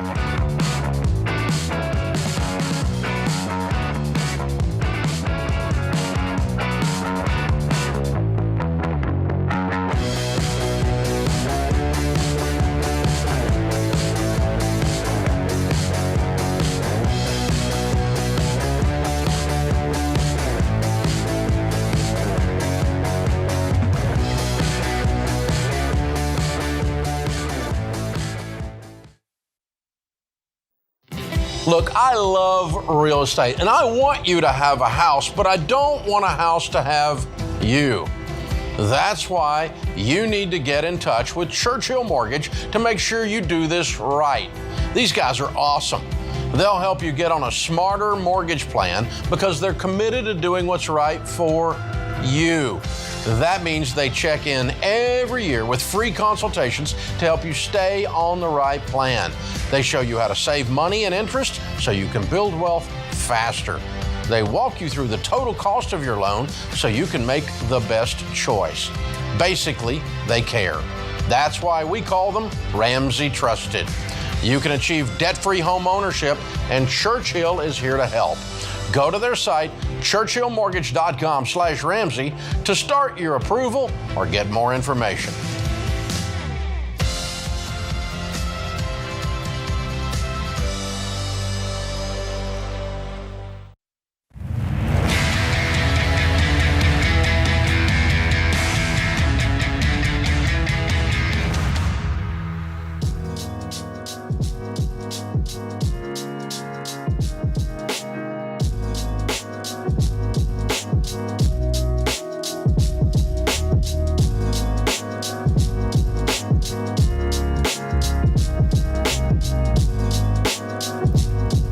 Well, George, I just looked down and saw we were supposed to talk about Ramsey Smart Tax. We should have woven this mention into our little rant. That would have been a little more precipitous, but we'll go ahead and do it anyway. So there we go. Tax season is ending. Don't put up with the garbage of the TurboTax people. We just talked to you about that. Ramsey Smart Tax is easy to use. You'll get every federal form you need, no hidden fees. Right now, use the promo code TAX22, and you'll get $25 off filing your federal return. That means you get our federal classic software for free, and you can get our premium software with priority support and a financial coaching session, all for just $20 with the promo code TAX22, and that's for everyone. So check it out, guys. Ready to file your taxes with confidence? Go to RamseySolutions.com/SmartTax, RamseySolutions.com/SmartTax.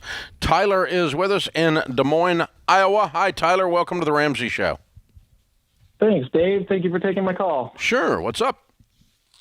Okay, so I am in baby step 2 currently. I've paid off about $15,000 of my 32 in the last 6 months or so. And I've got a milestone coming up. My girlfriend and I are about to celebrate our 1-year anniversary. And I know you say that I'm not allowed to step foot in a restaurant unless I'm working there, but I am working there. And I also get half off at any of our locations. So I want to take her out to a nice restaurant. It is kind of on the higher end. So I don't know. I guess I'm kind of looking for permission. So do you work at this high-end restaurant, or is this a different one? It's a different location. I thought it would be a little untactful to bring her to where I work for an anniversary dinner. So what would this cost you, this first anniversary date? I'm thinking probably somewhere in the $100 range.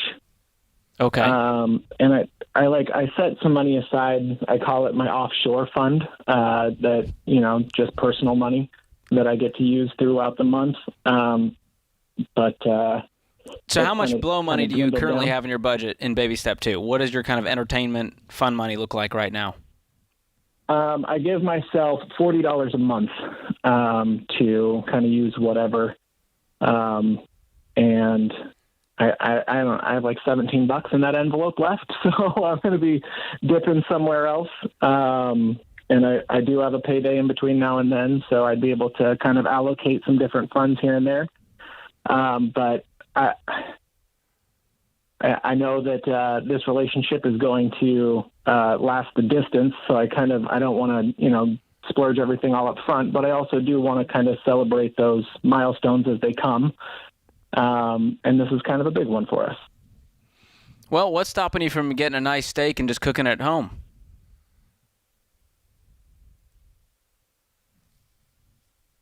You there? I guess Tyler was not excited about that option.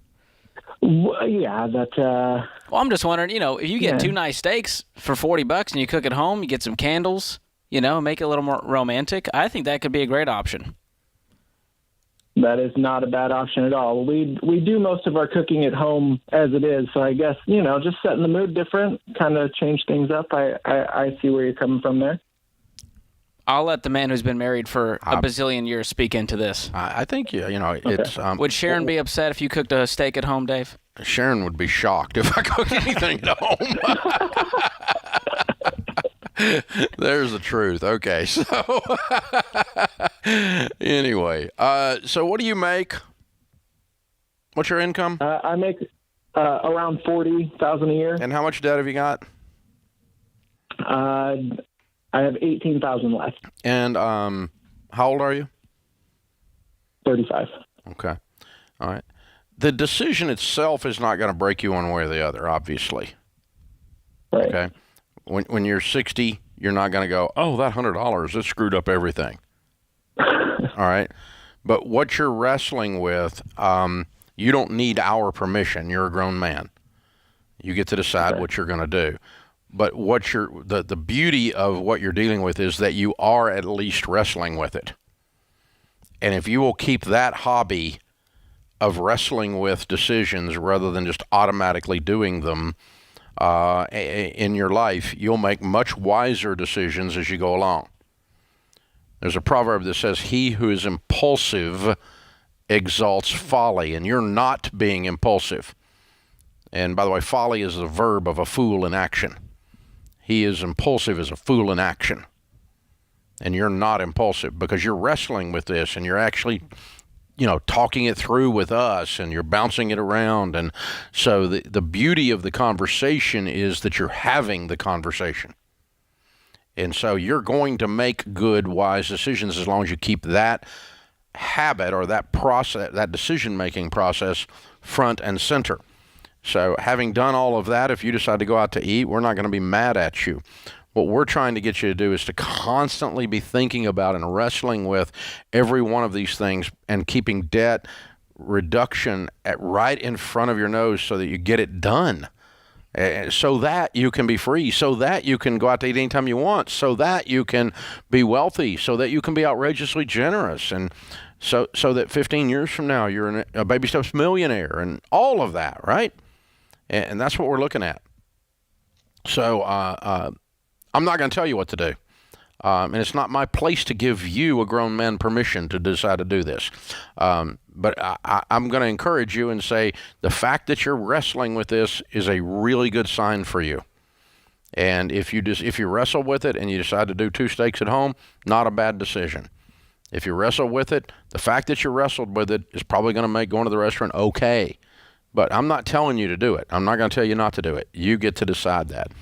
It's pretty important, George, because I'm often asked when I'm doing these interviews, and you are too with the media, what's the biggest mistake people make with money? Remember that? That interview question? And my answer always is, they don't pay attention. Mm-hmm. And he's paying attention. Yeah, he's doing the cash envelope system. He's methodical, strategic. And so if I'm in his shoes, I may go, if this isn't going to slow down my debt snowball, maybe I go make this money extra so that doesn't affect my plan. Yeah. Then I do it without remorse. Yeah. But be concerned when you step over a line, and that's what he is. He's concerned. Yeah, it's because it's gonna set me. I don't want to not do the right thing, and so the wrestling is where the gold is. That's the wisdom. That's where the wisdom comes from. So discernment. Good. It's not the actual answer. that matters as much as the rest. It's not the $50 amount that's the difference maker here. Yeah, because that's the difference It's in the heart the behind it, steaks the at thought home and process. they're going out to eat. Yeah. Sadie is with us. Sadie's in Atlanta, Georgia. Hi, Sadie. Welcome to the Ramsey Show. Hi, sir. How are you? Better than I deserve. How can we help? Right quick. Well, I graduated college last year. I'm 22 years old. I paid the whole thing in cash. So I actually have no credit history whatsoever. But I'd like to move out hopefully by next year. Mm-hmm. I'm not sure exactly where I want to settle, so an apartment would be nice to get. Mm-hmm. But my older brother has been trying to apply for apartments near my area here, I'm actually closer to Noonan, Georgia. Mm-hmm. And no bites. He has no credit history either. He's not getting anything. Does he have income? What should I do? You know what? That's Sadie, that's absolutely not true. Your older brother's not telling you the truth. Okay, because we sat here, we had one of our Ramsey personalities sit here and dial people all over the United States and dial apartments and ask them if they needed a credit score with a good down payment and with a reasonable deposit and a solid job, and only about 1 in 5 required a credit score and would not rent to you. And I did this on the fine print, Sadie. Yeah. The Dirty Truth Behind Your Credit Score, episode 7. Go listen to that with your brother, and we'll prove you wrong. He just hasn't tried hard enough, hasn't done his research. Yeah, he's that's completely false. Listen to the fine print episode. This is the Ramsey Show.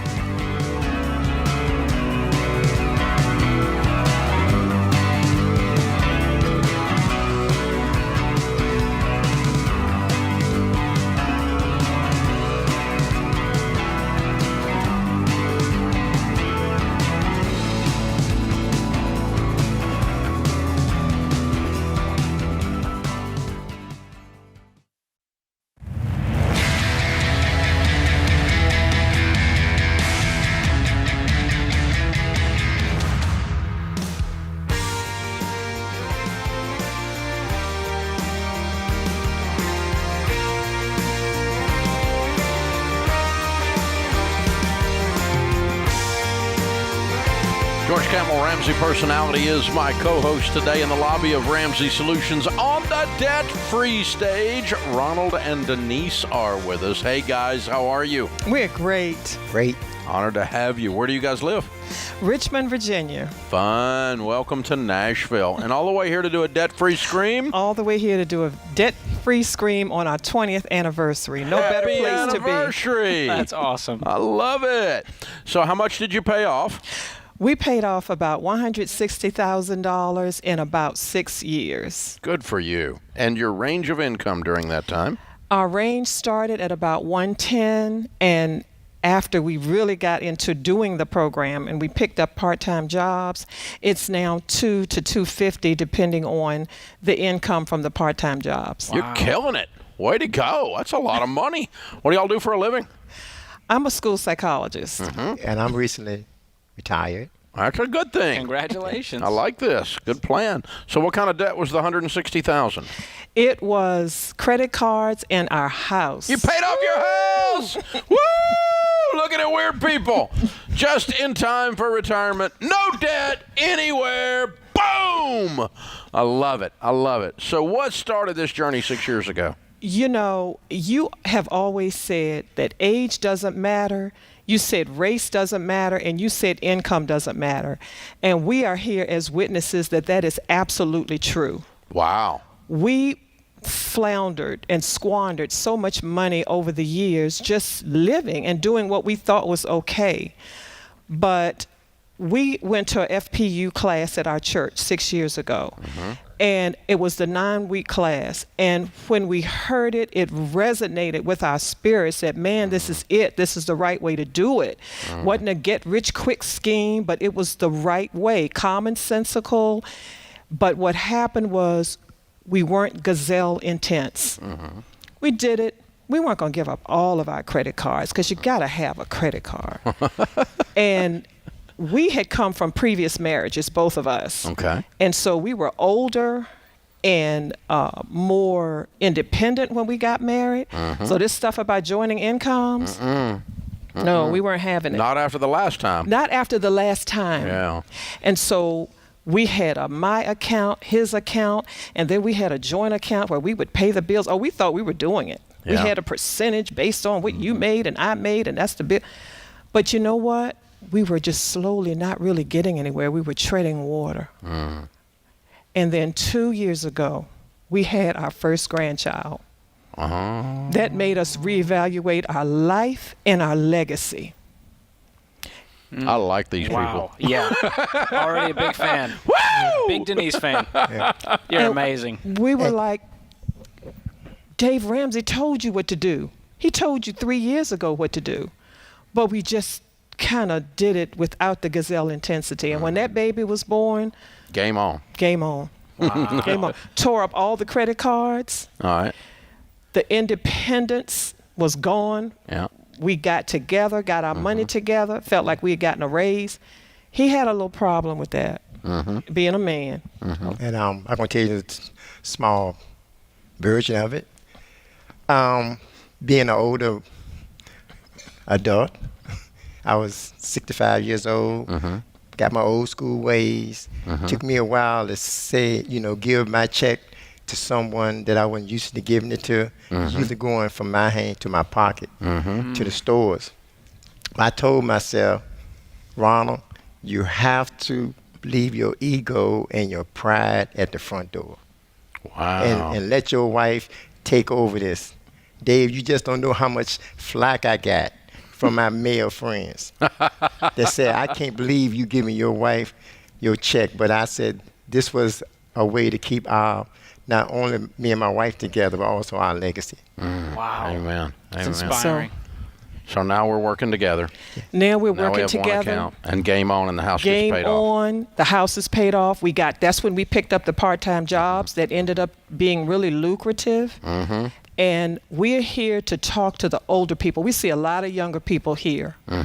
But we're here to say, you can do it. Age doesn't matter. We are 65 and 67. Okay. The only thing we could kick ourselves is because we didn't start sooner. But when you know better, you do better. Yeah, there you go. And we need to thank you publicly We love you. for You're putting us incredible. on this path. You're an incredible story. I love you guys. You're amazing. Powerful, man. Wow. That's powerful. Preach it. About I like 14 it. quotes I want to write down right now. Yeah, there's a whole bunch of one-liners there. It's a whole tweetable event. This is great. Like we do anything on Twitter anymore. Yes. But yeah, way to go, you guys. So you're saying it's never too late. No, okay. What's the grandbaby's name? Rain. Rayne. Rain Ivy. Little girl. Little girl. And now it begins. So the why is a little different. But that's a big old why right there. That little bitty baby is a big old why. You guys, that got you going, and now you're 100% free. So, Ronald, your old buddies have made fun of you there. Your house is paid for. Yes, sir. Who's laughing now? Yeah. Well, I'm talking about they would be laughing after I send this link to all my friends. Yes. Send an email. How you like me now? Yeah, how you like me now? Hey, Dave, I want to also say that I read your baby step book, and I've been passing on to a lot of young people to let them know that you can do the same thing I did. Amen. Instead of waiting like I did till I got in my 60s, y'all can do it while you're in your 30s. So I passed the book on, So this retirement. I think it takes more courage and more motivation to do it the way you guys did it. Even though you and I agree, it's also obviously better at 22 than at 62 because the math is better. That's right. But it's that old dog new tricks thing, man. People my age, your age, we don't like change. No. It's harder for us, and change requires more courage. That's right. Transformation requires more courage, and so I think you're heroes. I'm very proud of you. You're amazing people. Thank you. It's amazing. They're fun. I know. You're the hero. You're a rock star in our world, I tell you. You need to get a bigger world. You're Bono, man. Yeah. Oh my gosh. Well, we got a copy of Baby Steps Millionaires for you. That's the next chapter in your story. You will be millionaires. Tell people what the secret to getting out of debt is. It's the mindset. Once you change your mind, it doesn't matter the income. It doesn't matter any of those other things. We happen to have 2 incomes, but if we didn't, if it was just me, I could do the same thing. It's the mindset and working together when you do have 2 incomes. Yeah, absolutely. Big deal. That's a big deal. Okay, we established that some of your buddies were picking at you. Who was your cheerleaders? My wife. Okay. Yeah, we didn't My tell wife. a lot of people. We didn't tell a but- lot of people. No, my wife was the main one. They kept telling, they kept telling me, "You doing the right thing. You doing the right thing. You doing the right thing." It turns out both of you were right. Yeah. And satellite radio, listening to you every day, that was my motivation. Wow. Well, we're honored. You're You telling guys, a lot of people now, aren't you? You guys are fun. Yeah, you just lit up a whole generation. I love it. That's fun. Very well done. All right, Ronald and Denise from Richmond, Virginia. $160,000 paid off. House and everything. Looking at weird people. Did it in 6 years, making $110,000 to $250,000, heading into retirement. Debt free. Count it down. Let's hear a debt free scream. 3, 2, 1. We're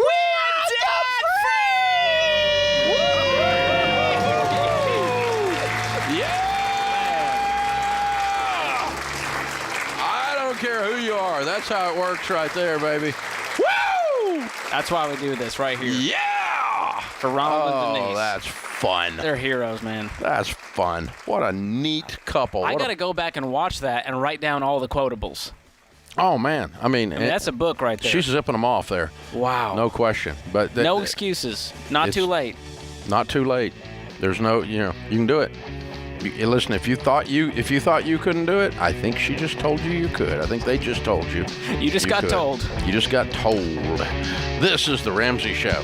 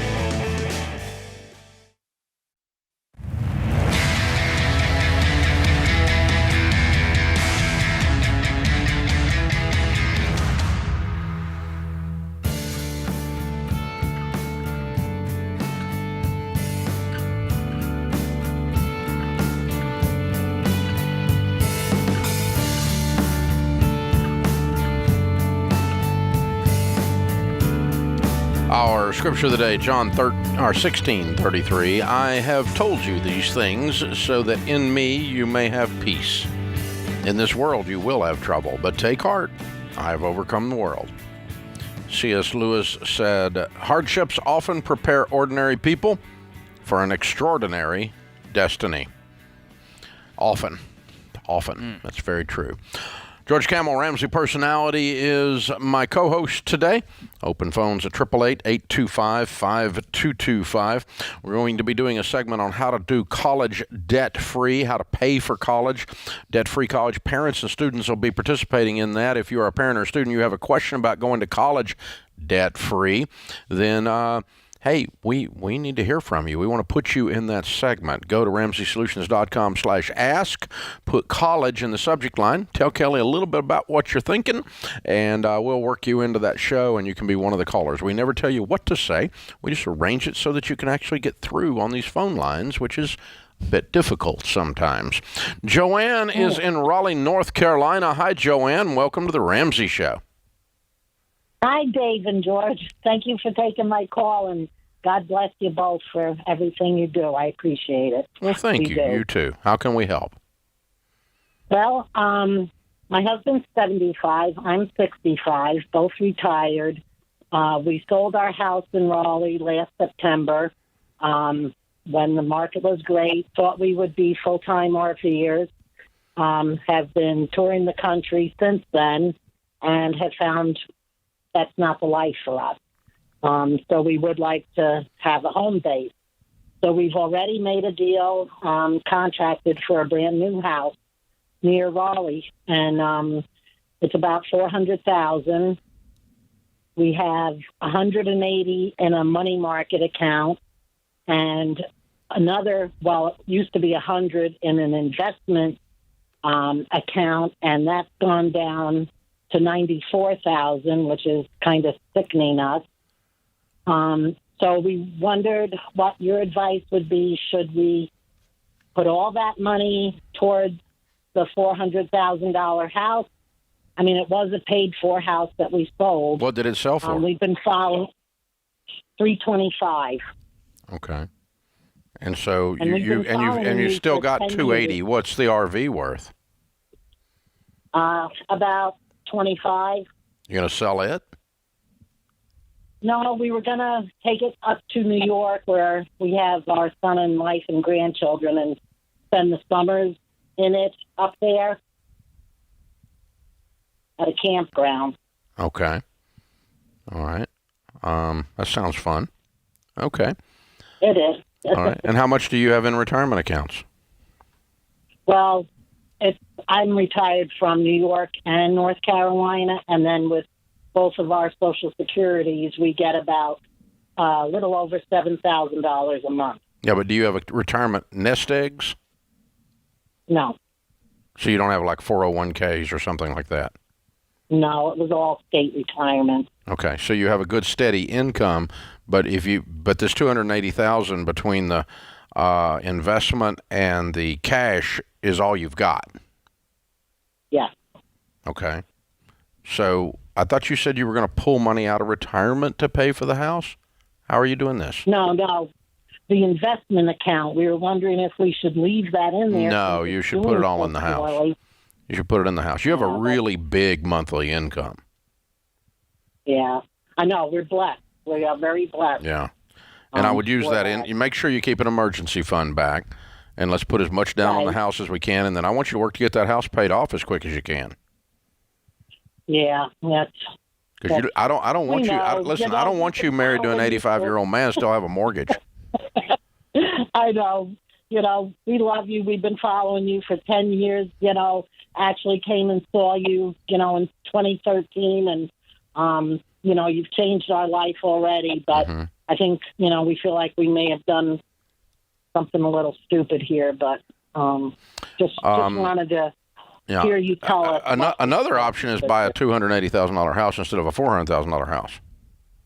Well, we've already contracted for this new house. And that's where we started, is looking for it. Yeah, we tried to find a house for that and even bid on a couple here in Raleigh, and it is crazy. The bidding wars, they're going for, one house just went for $60,000 more than the asking price. Yeah, I know. Okay. Well, that's the thing. I mean, because we are not thrilled with the idea of you going into the last years of your retirement in the next 2 decades with a house payment. So I want you to clear that house payment on that $400 as quick as you can. Yeah. Get that emergency fund, set aside some money for closing costs. The rest is going to be a big old down payment, so you have as little mortgage as possible so that you can attack it as quickly as possible. That would be my goal at your age. Sitting on $130,000, $140,000 worth of debt, and so how quick do you pay that off with $8,000 a month income? So yeah, you're going to pay it off, but you do need to do it in like 3 or 4 years. You don't need to mess around with this, and because you want to get back to where you were with that paid for property, and then keeping that RV and then moving it up in there and having your summers around the grandkids is a cool idea.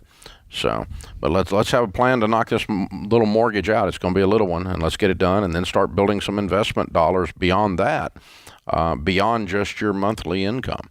I'd love for you to have another $500,000 in a few years, and you've got the ability to do all that, but you're just going to have to concentrate and focus here. So that would be an interesting note, because we have a whole lot of people that's their dream. Just an RV. It comes up a lot. Sell the house, and I'm going to RV. Sell the house, and I'm going to RV. We get that from people of all ages. And I'm going to RV around the country. And the moral of the story is it's not for everyone. And this idea that it's always glamorous, no, it's not. It's an RV. It's fun, and there's an adventure part to it, but it can wear thin, and it obviously did with them, and they're parking the thing.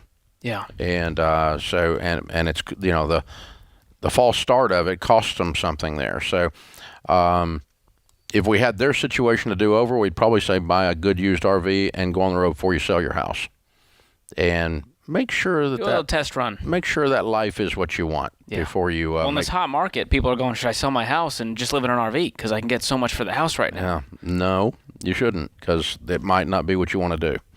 So you ought to go give it a try, and that's why you try a pair of shoes on, see if they fit. This is a plan. And check it out. Open phones at 888-825-5225. Daniel is in Kansas City. Daniel, we're a little short on time. Go straight to your question, sir. All right, so I just got married last year, and we're in baby step 2 right now. And we were able to pay off $68,000 so far. We had a total of $138,000. Daniel, what's your question before we run out of time? There's 2 loans that I have. It's a HELOC and a student loan. The HELOC's $18,000. The student loans are $52,000. I'm in the military, so I'm going to be moving soon. Just wanted to know which one we should tackle first. What's your income? So I make about 55 to 60, and then my wife's going to be starting a job as a nurse. She'll be making about 60 to 65,000 a year. Okay, and that HELOC's just going to go in the debt snowball at that point. So list them all out from smallest to largest, student loans included, and just start attacking the little one with a vengeance with all you got. Make minimum payments on the rest, and keep walking that out. And that snowball is going to pick up snow, and we're going to clean up all this debt real fast. It may take some extra jobs. And if you sell the house, the HELOC's going to clear. If you make the move you're talking about, the HELOC's going to clear, and you're going to be running through the student loan in a heartbeat then. So, but it sounds like you're working on the student loan first anyway, if I heard the numbers right. He says he's got 52 total in student loans, so it depends on how they're all it depends on how they're broken down. Yeah. That would be it. So thank you for your service, Daniel. Yeah, we appreciate you, man. That about puts this particular hour of the Ramsey Show in the books. George Camel, good hour. Thank you. You as well. Well done. James, Kelly, team in the booth, well done. Zach, all of you, good work as always. That does put this hour of the Ramsey Show in the books. We will be back with you before you know it. In the meantime, remember, there's ultimately only one way to financial peace, and that's to walk daily with the Prince of Peace, Christ Jesus.